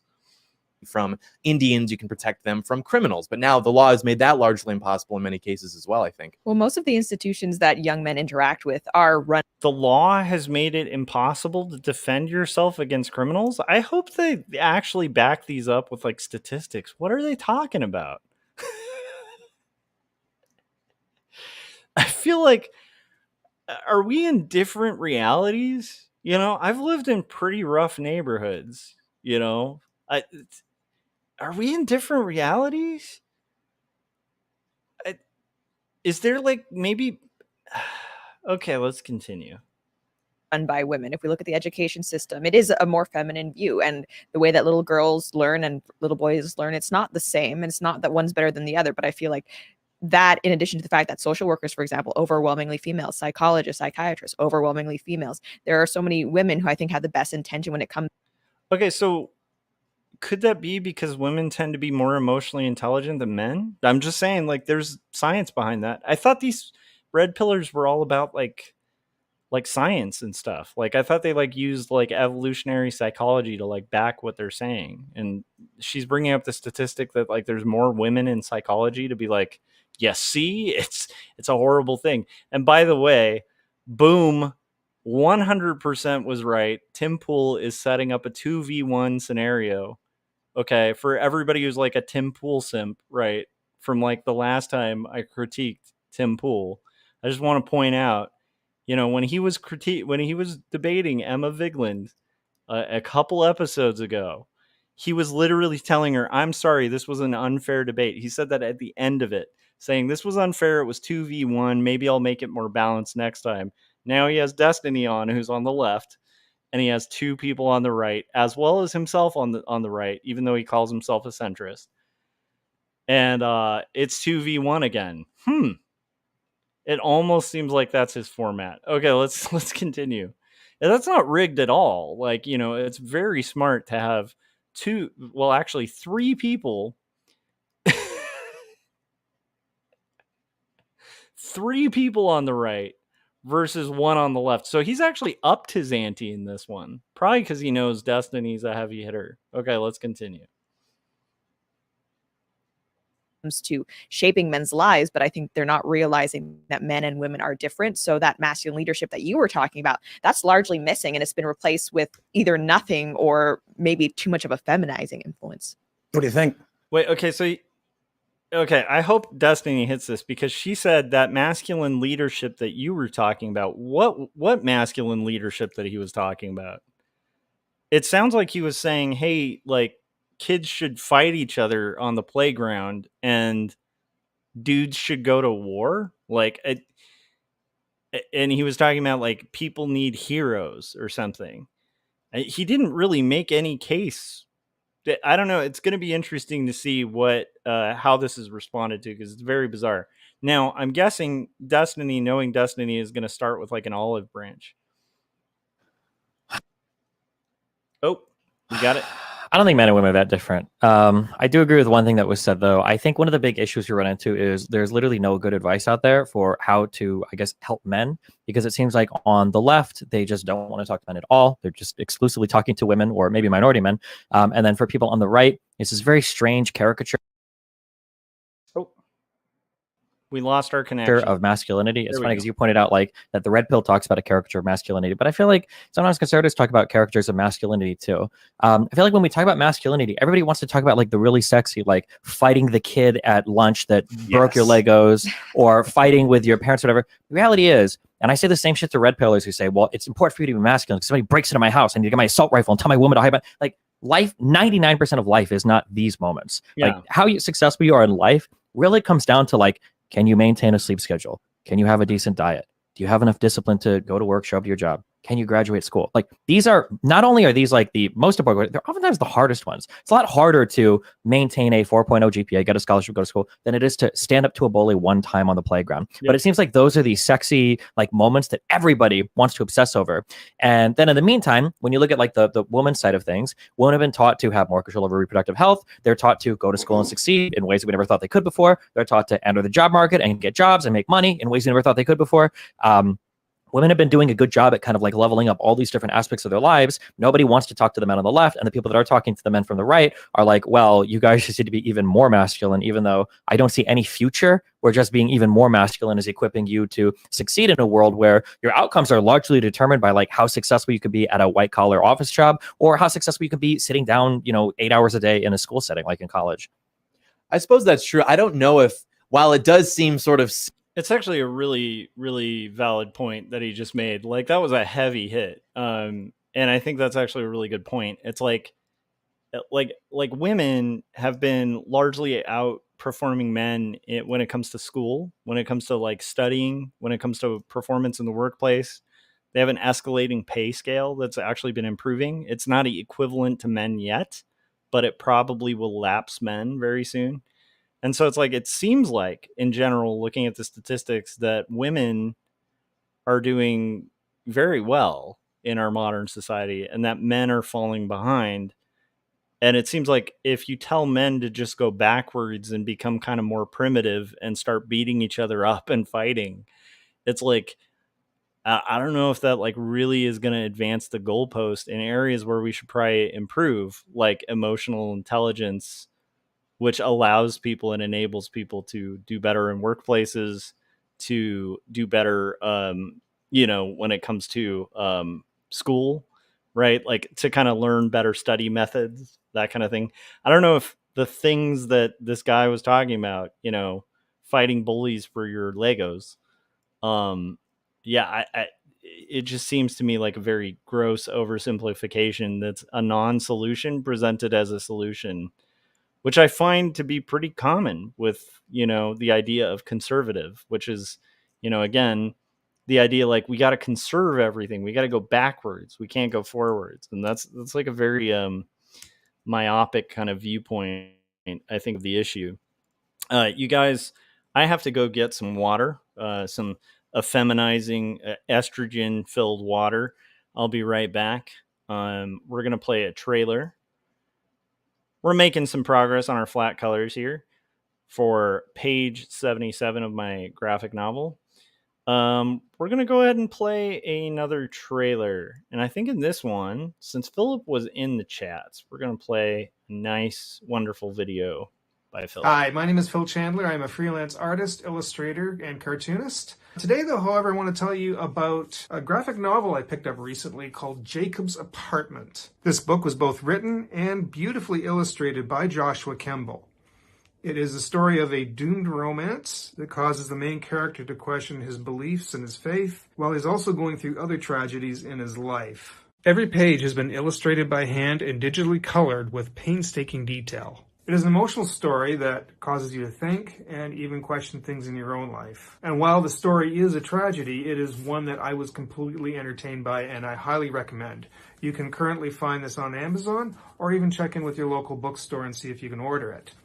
And while you're at it, you can also check out my Instagram at Phil Chandler Arts and also my YouTube channel by the same name, Phil Chandler Arts. And go buy Jacob's Apartment.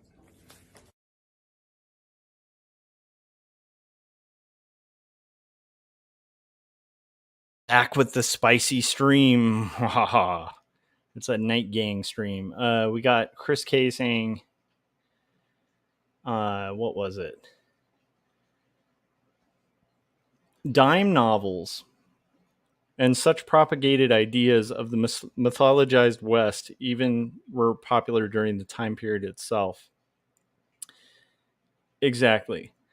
Vic said, I boiled my ramen in effeminizing water. Oh no. Also that MSG, I hear. No, just kidding.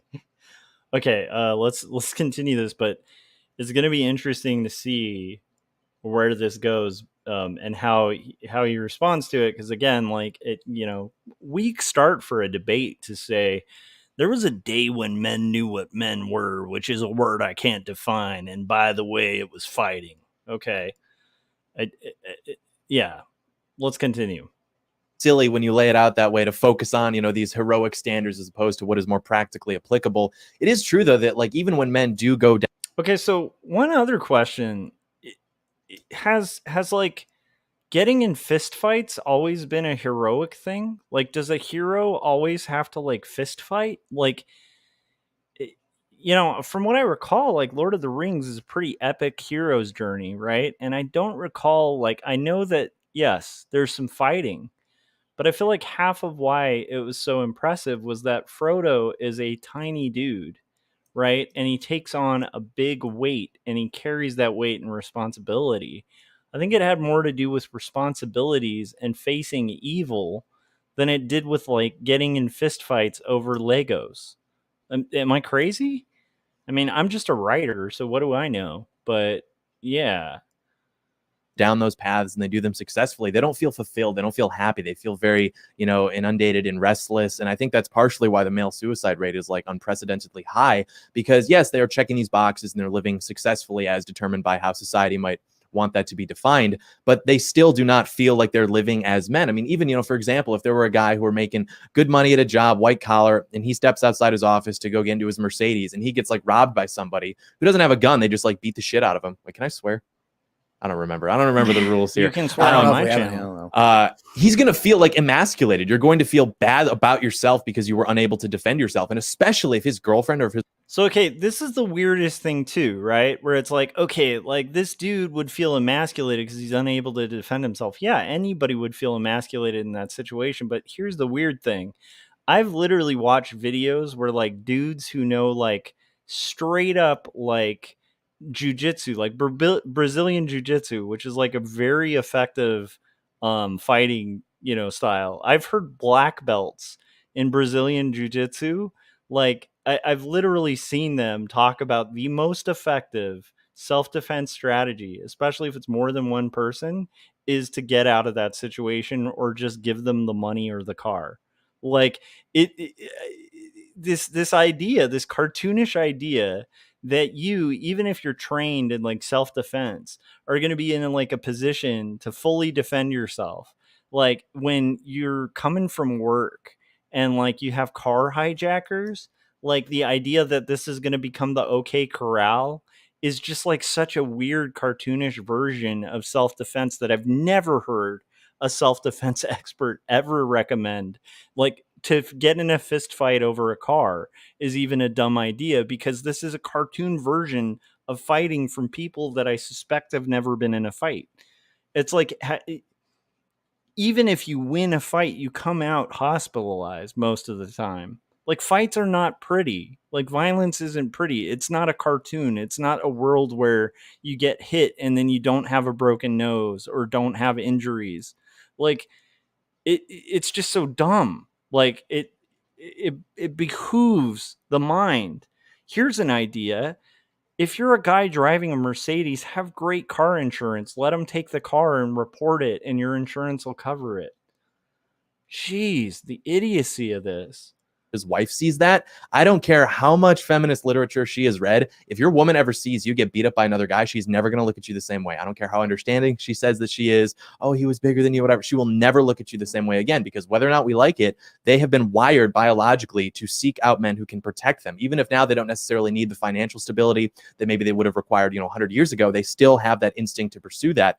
And so I think that those moments too, I mean, how many guys too are now living in the glory day or living in like this very comfortable lifestyle who still reminisce back to when they were like the captain of the football team or back. Yeah, how many guys reminisce about being the captain of the football team? Those are the guys that are red pillars. Like anybody reminiscing about being a captain in a freaking high school needs to grow the fuck up. Like if you're still reminiscing about the good old days, and those good old days were when you were like 17, you're insane. You literally have failed at life. That's actually real. I would never want to return to being like 16 and in. Yeah, it was fun when I was a kid to like play in bands, But like the idea that like I'm sitting here pining away for like when I was 16 and playing gigs at coffee shops, grow the fuck up. Like, what is wrong with you that you would be fantasizing to go back to that? That's insanity. Oh my gosh. Reminiscing about being captains of the football team? Is this your market? Like, what is this? What is this?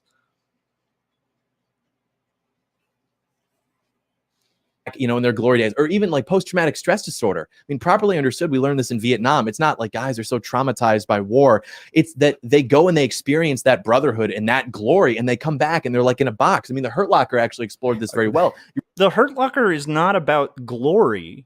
Was this guy watching the same movie? Like, what? It's not about glory. Were we watching the same movie? I think the Hurt Locker was about like a brutally dire situation where you feel like you're going to die every second of the day, and your brain goes into survival mode, fight or flight, like every single waking moment of the day. You have friends dying, you have like a high stress situation all the time, and then you go back to life where people aren't dealing with those high stakes, and it's hard to adapt. It wasn't about glory. What is this guy talking about? I think if anything, the Hurt Locker was questioning the glory of any of it. You read the interviews from like after Vietnam, these soldiers are coming back. It's not just that they're traumatized, it's that life after war is boring. So I think there is something in the male brain that's wired to pursue that. It's not that it's boring. What is wrong with this guy? It's that it's normal, and that you basically structured your body to deal with situations that the human mind is not capable of processing. And going back from that to a scenario where people are worried about, what should we eat? Where should we eat?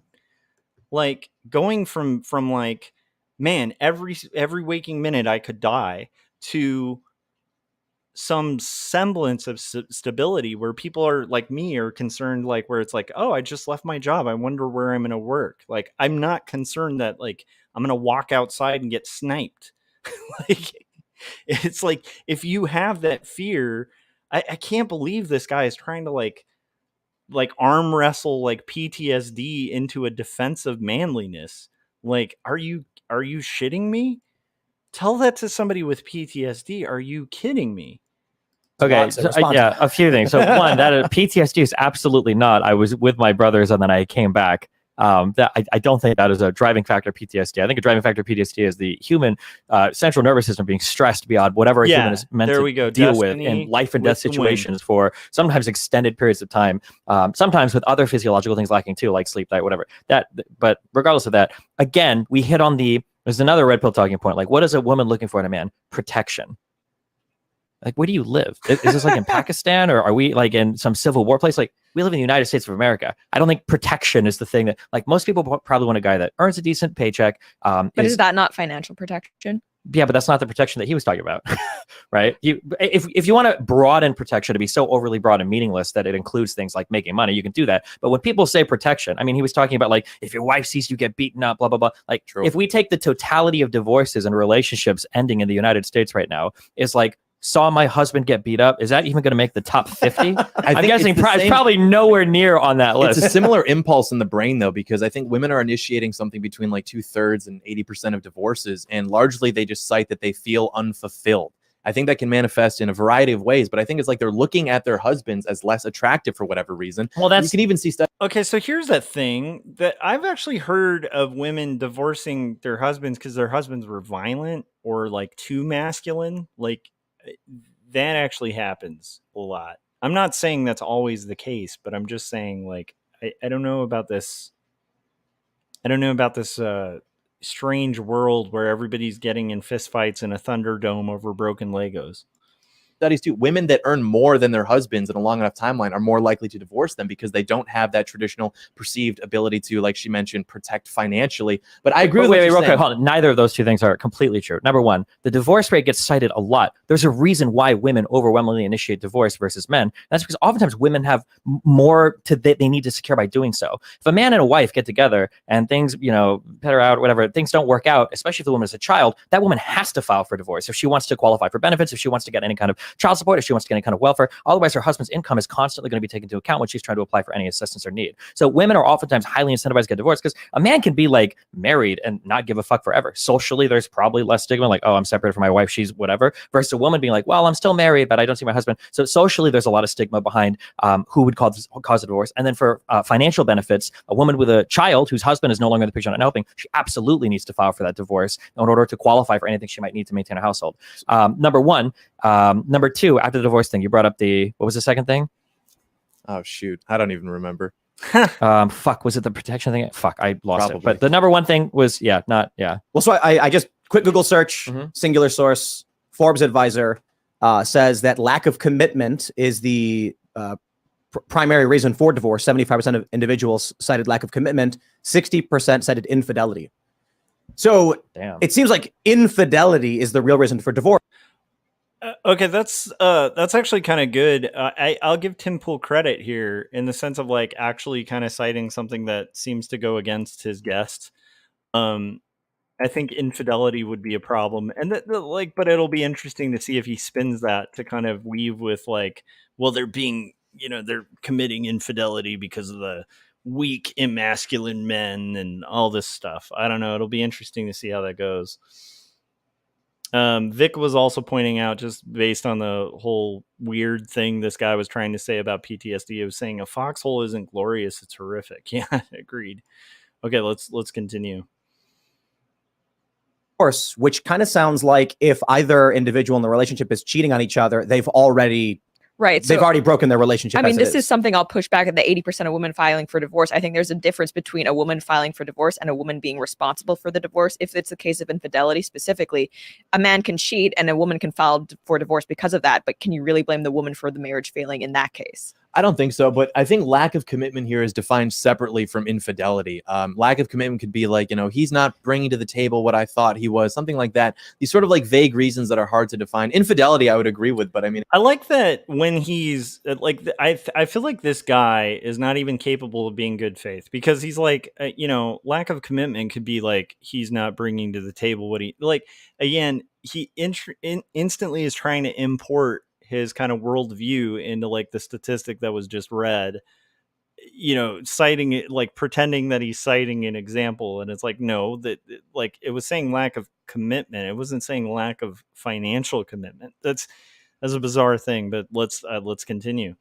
And it does say like 75% would be. I want to ask that question. What causes infidelity? Could it be sexual desires that a man has or a woman has they're not being fulfilled with, or could it be that something in their relationship already broke, where an attraction has waned for a variety of reasons, which resulted in them seeking? There's probably a variety of reasons of why. It's monogamy. See, if everybody had open relationships, there'd be no more infidelity. Boom. Next topic. That's just like saying if we make all crime legal, there'll be no more crime. Yeah, okay. Have you seen The Purge? Okay. Their world is better off for it, according to the lore. So. Maybe if we did live in the purge, my argument would be better about needing protection or something. But no, because rich people would probably still buy like huge houses. I do think there's something to be said because they've done cross-cultural studies, for example, where you look at like stereotypes of masculinity or femininity, and you ask all these different cultures, what they tend to seek in a potential mate, and we find that they basically hold up that men are looking for women who are young and beautiful, implying the role of the mother. Women are looking for men who. This is bizarre to me because. Like, are men looking for women that are young and beautiful? This is strange to me too. Like, honestly, it's a weird one to me, like this argument. And I've heard the red pill say it constantly. I don't agree with that. I don't think that's what it is. I think that, in general, like, I think most people kind of look around their own age range, just saying. Maybe I'm crazy. Maybe I'm just surrounded by like lunatics or something, but I don't know. Like, to me, it's an interesting thing where it's like, as I've gotten older, people within my own age range become more attractive.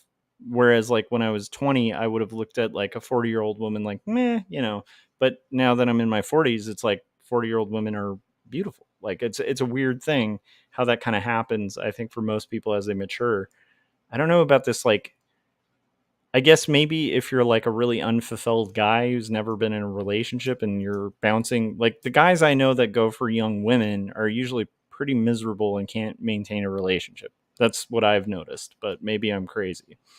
But that's what I've observed at my age range. Who are, strong and ambitious And they're usually pretty of lonely. resources, implying the role of the protector and the provider. So while it is true that, yes, your need to be protected by a man is much lesser than it would have been, 100 years ago, I think that biological impulse is still there, which is why we see it across cultures. And so the question becomes, how much is our society going to undo that biological impulse to seek that with how women are can I find on that men? real quick? Okay. When we cite, first of all, the marriage thing is a really good thing, right? If we say 60% of relationships end in infidelity, right? I know they didn't say that, but let's say 60% of relationships end in infidelity. Why did the relationship end? To say cheating, Lauren mentioned, doesn't really get to the heart of what happened, right? Because it's possible that like by the time cheating has happened, it's because the relationship has already fallen apart, right? Like I haven't seen data on this, but I would bet my life on this that you can probably track the success of a relationship based on how much sex the man and the woman have. However, would you say that like, well, we had sex like once every 3 months, that's why the relationship ended? Probably not. You probably stopped having sex because other issues were starting to crop up to make it happen.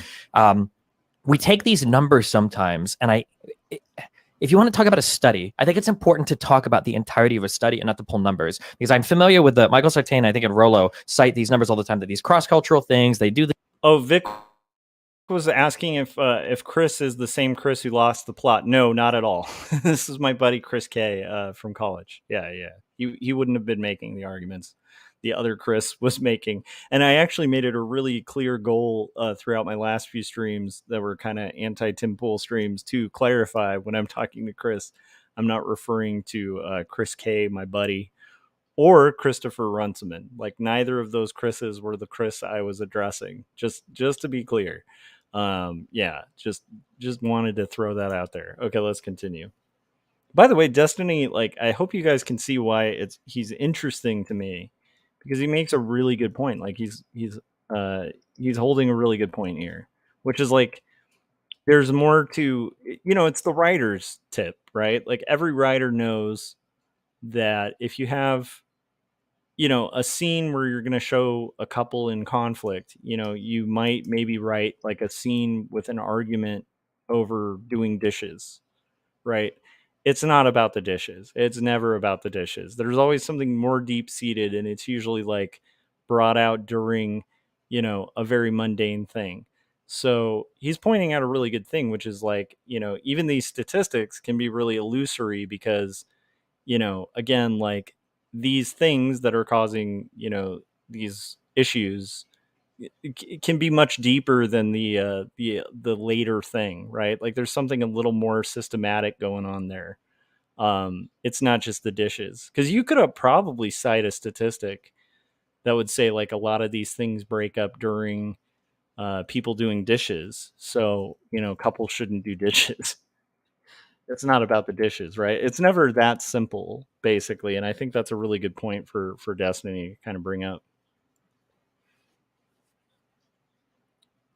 No, Christopher is king of keeping the plot. Okay, let's continue. This polling data, see what people want. Just because people find a certain thing attractive doesn't necessarily mean that's what they chase. For instance, here's a data point. Here are two different data points that almost seem to contradict each other. One is that I think that for men, I think the ideal age of like female beauty, depending on what you're looking at, is anywhere from like 18 to 24, depending on what study you're looking at. But if you look at the average difference of the age of a relationship, it's like 2.7 years, I think. So even though men in general might say like, oh my God, like I really like young women that are like 22, on average, the choices that you're making in life aren't going to 100% map onto the thing that you find attractive. Same thing with women. Women might say that I prefer men. That's a fair point. Like, I think like most women would look at like Chris Helmsworth or something and think he's gorgeous, but like most women I know aren't dating guys that look like Chris Helmsworth. It's like there's kind of a clear difference between like what you think is beautiful and like who you might choose to date. Like that's actually a really good point. Like the ideal isn't necessarily what everybody either wants or is actually with. It's like, I mean, if somebody said describe your fantasy car, and I described like a Lamborghini, it doesn't mean I'm driving a Lamborghini. It doesn't mean I'd even possibly be able to drive a Lamborghini. It doesn't mean that I would want a Lamborghini in reality. Like maybe the reality of owning a Lamborghini would suck, right? Because like the fees and stuff involved with it, like just the the assertion of a preference doesn't necessarily mean the thing you will be. It's a very good point. Chris K said that's Chris Plotless. That's a different Chris. Although I think Chris, that would be a great like if you ever want to just for fun come on stream as like a fake Chris that's like lost the plot, you could call yourself Chris Plotless when you come on. It could be like the Kremlin and Plotless Chris. Like we could have our alternate spicy personalities. Anyhow, okay, I'm gonna save where I'm at and we'll see where we can get. I think I'm gonna go for another like 30 minutes and then we're gonna call it a night, whether I get these flats done or not. But let's continue this spice stream. Men that are 6 feet tall and blah blah blah, and these are like your dream preferences. But when it actually comes to settling down in a relationship, they're not picking like the optimal things that they fantasize. They're making more realistic choices, and I think it's important to contextualize numbers when we talk about things like that. In fact, I think one of the red pill dating talking points is that young women, and I'm not saying I agree with it. This is one thing they say: that young women will rack up a high body count at a young age. And then once they're in their 30s, think, oh, I need a stable guy who's actually going to be there for me. And they end up settling down with a guy who's like an average dude with a good job. It's true. Mm-hmm. Many such cases. And I think there is something to be said that while, what you desire is not what you're always going to be able to get. Let's pause here. How is he saying true many such cases? Well, like, okay. Okay, where is this coming from? Where is this statistic? Because from what I recall, I don't think people actually have that high of body counts. Like, I think the average body count for people is pretty low. Hopefully Destiny will come in with that. But I think if you just look at the actual average, it's just not going to match up with this like supposed red pill reality. Maybe it's different in like Hollywood or something, but I think the average is like maybe 2 people or something. I can't remember, but people's numbers are usually quite a lot lower than they're giving credit for. I think statistically, we'll see if Destiny kind of comes to bat with that. That impulse is still there. So you can be a very beautiful young woman, desire that guy and maybe get him, maybe choose to exploit your beauty for other purposes and then settle down later. But settling doesn't mean you decide that this is unrealistic just because it's like unobtainable. It's more because, well, what am I working with? What can I bring to the table to get that? Because the guy in that position is well aware of that desirability. And so he can leverage that to, get a woman who's more in alignment with what he finds desirable. So I don't think it's necessarily like, I wish I could fly, but I can't. It's like, this does exist, but I can't get it for whatever reason. Well, I find looking at the red pill community versus, for example, some of the extreme whatever women, like the podcasts, that is, there's a big stark contrast between red pillers who might say, oh, well, no woman is going to want someone who's under 6 foot tall, which is absolutely not true. I mean, people on the internet act as if no one who's 5'10" has ever gotten married as a man, which is absolutely not the case. And then, on the other side of things, you might also have a extreme feminist who's saying, oh, well, women can do whatever they want. Men should not care about body count because it doesn't matter, which is also not true. People have preferences, obviously, but we're working within the fact that we have to deal with real people who are imperfect. So I think anytime we're looking at these polls, people online can be really, I don't want to say autistic about them, but act as if they're the gospel truth. But Destiny is right. People are a lot more nuanced in their actual behavior. Well, let me just, ask the woman who's here. Would you divorce your husband if he got... Okay, ladies and gentlemen, we have been going for 2 hours, which means it is time for another break and a water refill. Thomas said, I think the extreme is getting all the media attention about all this stuff. I think so too. I think the extreme is a little bizarre. That being said, we're going to go ahead and put on a trailer let's put on the very estrogen filled trailer for 2 Stories.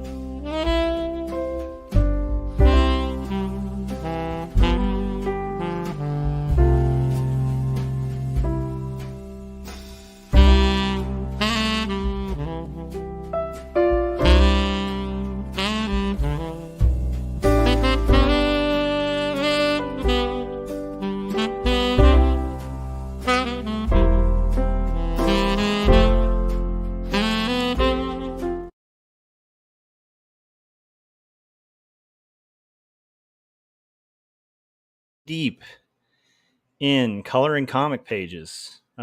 We are coloring a page. I'm having a little bit of lag here, so hopefully that's still working out for you guys. Philip said, I'm calling it a night. I should have been in bed a while ago. Have a good night. I understand, Philip. Have a good night yourself, and good luck with those roughs. I'm going to be basically, I think what I'll do is finish coloring. Let's see where we're at. Yeah, we're 2 hours in. So what we're going to do is go ahead and finish flat coloring Robert, and then we'll probably make this call this a night and continue this stream early in the morning. But I want to at least finish the flat colors for Robert and get a little bit further on a commentary on the debate on Tim Pool's Culture War, episode 20, Debating Masculinity with Destiny, John Doyle and Lauren Shen. So far, we've learned that John Doyle believes that there is estrogen being pumped to men through the waterways and that men should be able to get in fights on playgrounds over Legos being broken. And that's kind of what I've learned so far. Let's continue. Beat up in front of you? No. Are you lying? No. I mean, my husband does do BJJ, and he's a pretty big guy. But so there you go. No. See, she can't even conceive of the possibility because he's already taken into account that because he agrees. He knows it's true, and that's why he trains BJJ. Well, I think there would be something inherently emasculating about seeing your husband get beaten up in front of you, aside from the fact that he's your husband and you love him and you're worried about him getting beaten up. But obviously, no, most women aren't looking for someone who is literally who was Game of Thrones, Jason Momoa, Khal Drogo. They're not looking for that extreme example of masculinity, but there's something inherent in women where they're looking at a man, and I think the lizard brain is asking, could he physically protect me? They like men who are strong, who have muscles, who are taller. I think that's there for a reason. It's because of the physical prowess. I think when I think of like masculine and feminine traits, I think that they're important, but I think that people to have a more realistic view of how they influence people. I think these are things that exist as the edges. They're like the spice that you can add to a relationship. So like if you find, I'll say from the male perspective, if you find a woman that's like really stable, maybe she works like a decent job, if you care about that, you have a fun time, you've got a lot of chemistry together. Like these are like the really important things. You have a similar communication style. These are the really important things. Now, if she also happens to have a great butt, big boobs, she's short, whatever the fuck, if she's blonde or whatever you're into, that's like a cool bonus. And I think it's similar for women too. Like if you find a guy and he can provide for you, he's got a good job, really stable, good relationship with his parents, likes kids, all this stuff, that's cool. If he's also like 6 feet tall, if he's also like super muscular, those are like cool bonuses. And I don't think people are usually deciding relationships on those like factors, unless really, really, really young. Like a 20-year-old dude might. Thomas was saying, I think that one guy focused too much on the estrogen declining that are a small factor out of many. Okay, interesting. I didn't know that. My account's been fine. I have a progeny. I don't know what to say. Okay, let's continue. Might be like, I'm dating that girl because she's got huge tits and I don't care that she has BPD and she slashed her last boyfriend's tires. Or the girl that's like, I'm dating this guy, he's so fucking hot, I know he's got a lot of tattoos and he just got out of prison like 2 years ago, but I'm doing it. Like if you're really young, you make stupid decisions like that, but in general, these are like bonuses, not like the deciding factors. I was reading this analysis from a dating website, a dating app, and they broke down level of attraction by age. And the interesting thing was, I shouldn't say interesting, the creepy thing is that men, they actually, when shown pictures of women, overwhelmingly choose underage women. Like disgusting. I've seen as low as 16 sometimes. Exactly. Towards, yeah. And this is, you wouldn't be, this is why it's not surprising to learn that the models you see in a lot of ads, when you go to the mall and you'll see like women, they're like 15 and 16 years old. Creepy stuff. However, when actually introduced or asked of women of that age, men overwhelmingly say no, because I mean, like, what adult wants to hang out with a child? It's just, so what ends up happening is, according to this one dating app's bit of data, I think it was OkCupid, they said men overwhelmingly want 22-year-old women because they're adult in mind and young and attractive. So while the industry may pursue these younger women, typically like 17 or 18, still. Here's the thing that I don't think the red pill accounts for at all, which is just life experience. Like, if you're my age and you try to even talk to a 22-year-old, it's just like there's a mile of difference between you and their experience. And it's not like some elitist thing. It's just like hard to kind of bridge that gap. I personally feel like you'd have to be like intellectually devoid in some way to kind of want to be with somebody who's less experienced, less knowledgeable, less capable, less aware of the world. Like it just, that feels like a really weird kind of weak thing. I don't know if that might just be me being just like a weirdo, but it's like for me that would just be like a really hard thing to kind of wrap my brain around, because it's just like, you know, even having conversations with somebody in their 20s is like difficult for me, because I'm like, you know, I mean, we have just like total gaps of experience. It doesn't mean I can't get along with somebody in their 20s, but like, would I want to be, you know, like just thinking about myself in my 20s, it's like my own concerns were way different than they are now. Like I'm on a different level of concern and interests and all sorts of things in life.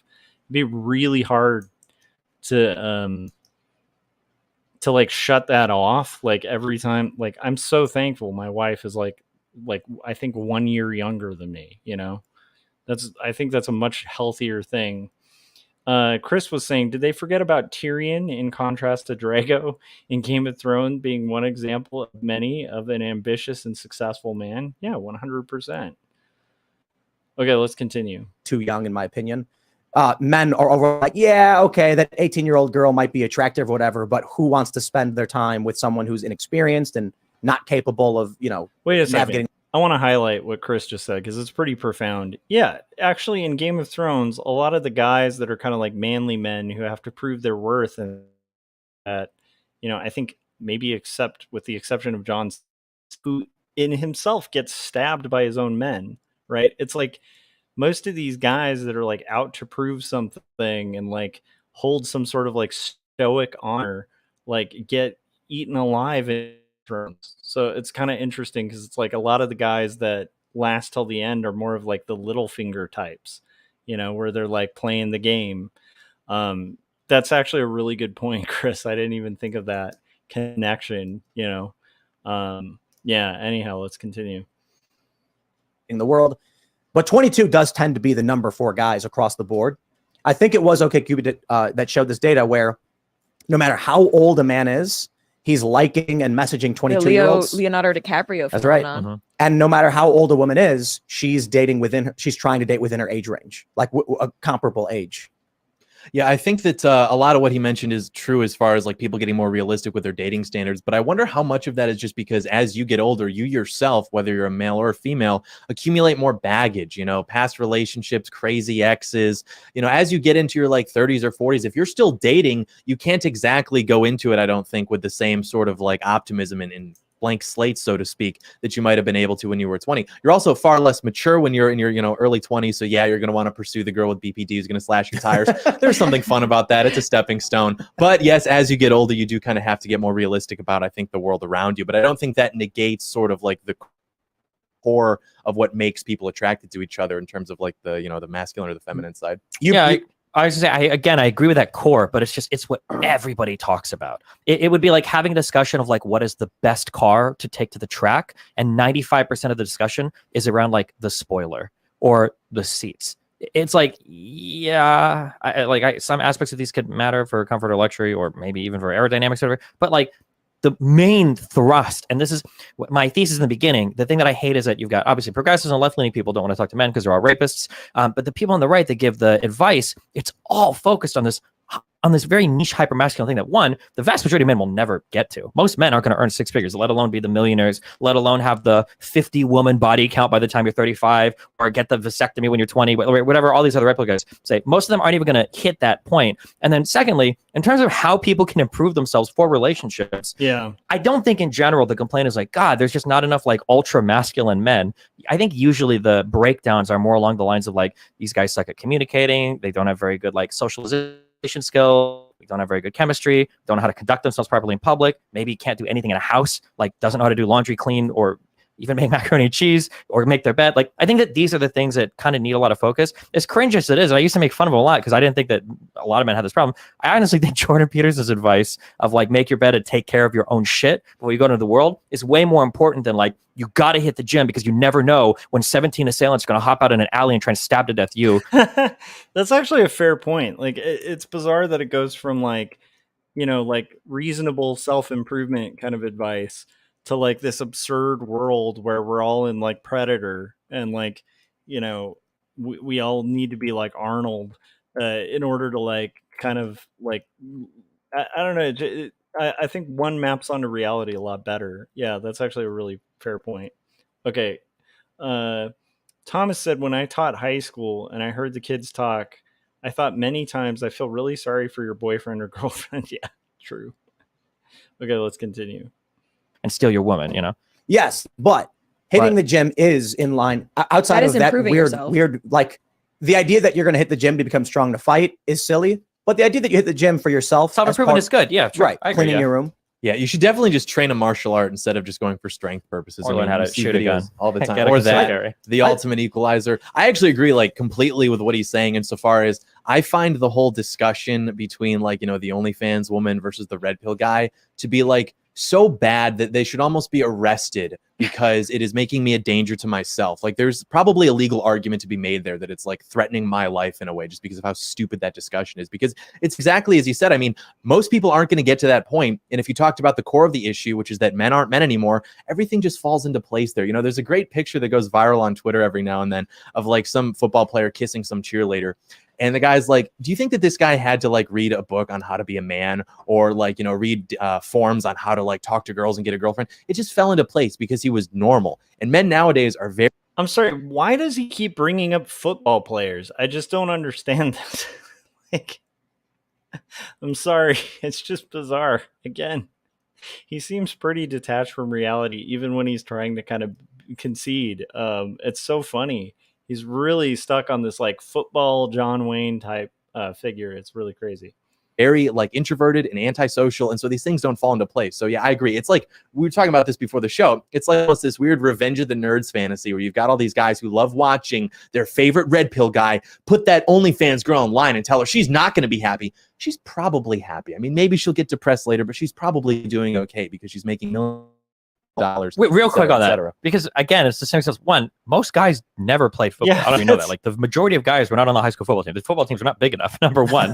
Number two, I think it's funny that we go to football, for example. Aren't these the guys that like rape and beat their girlfriends more than like any other profession for like NFL?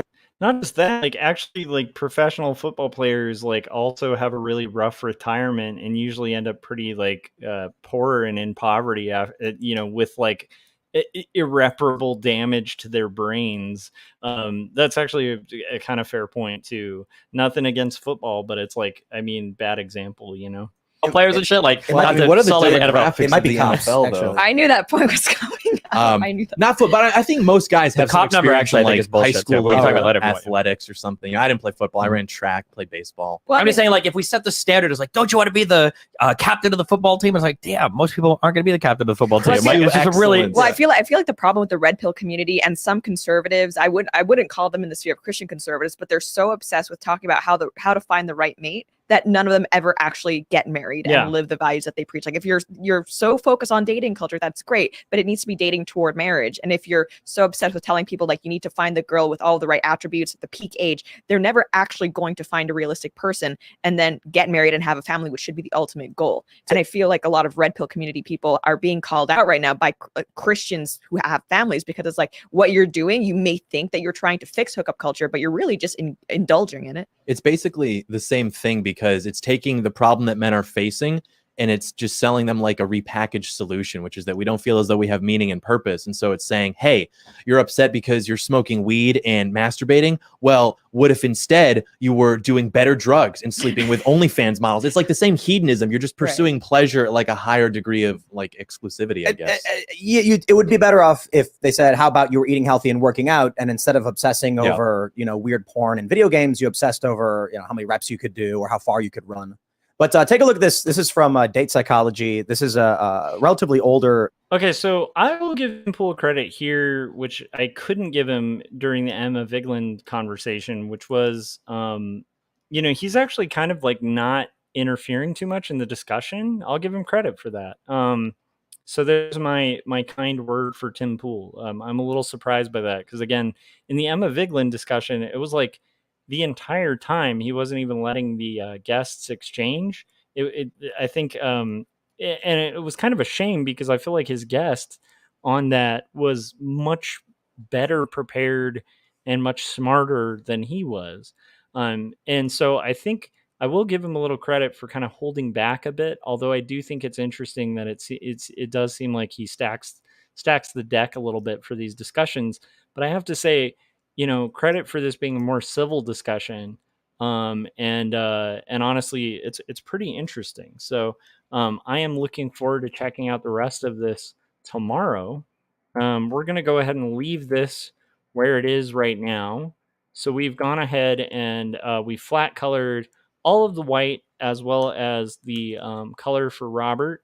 And tomorrow, early in the morning, early in the AM, I will be up and finishing this page. So if you haven't yet, hit subscribe, hit the bell so you get notifications when we're about to go live.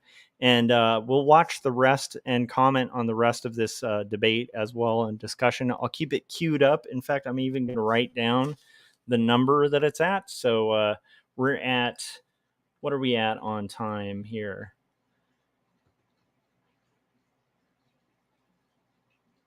Let's see here. We're almost there. We're at 27:21. 27. My pen is almost out. 27:21. So we will continue our commentary over this video. I really awesome. Chris said this one's an interesting one. Good stream. Thank you. Vic was saying you got to say small truths to indoctrinate teen boys. That's a fair point. I really appreciate you guys. I appreciate everybody, regardless of your political standing, who follow the stream and are part of our art community. I hope this was fun for you guys, and I do plan on doing a little bit more spicy Kemble stuff every once in a while. Also, make sure you've got that bell so you get notifications, because I also plan on doing some paintings and some other kind of illustration-based projects. I just need to finish the flat colors for this page before I kind of get into any of that other stuff.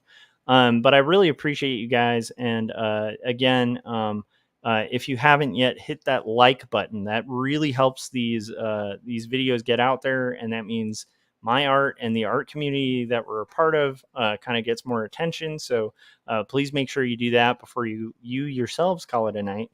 And I will see you guys bright and early and bushy-tailed in the morning. So, be careful. Don't drink too much estrogen-filled water, apparently.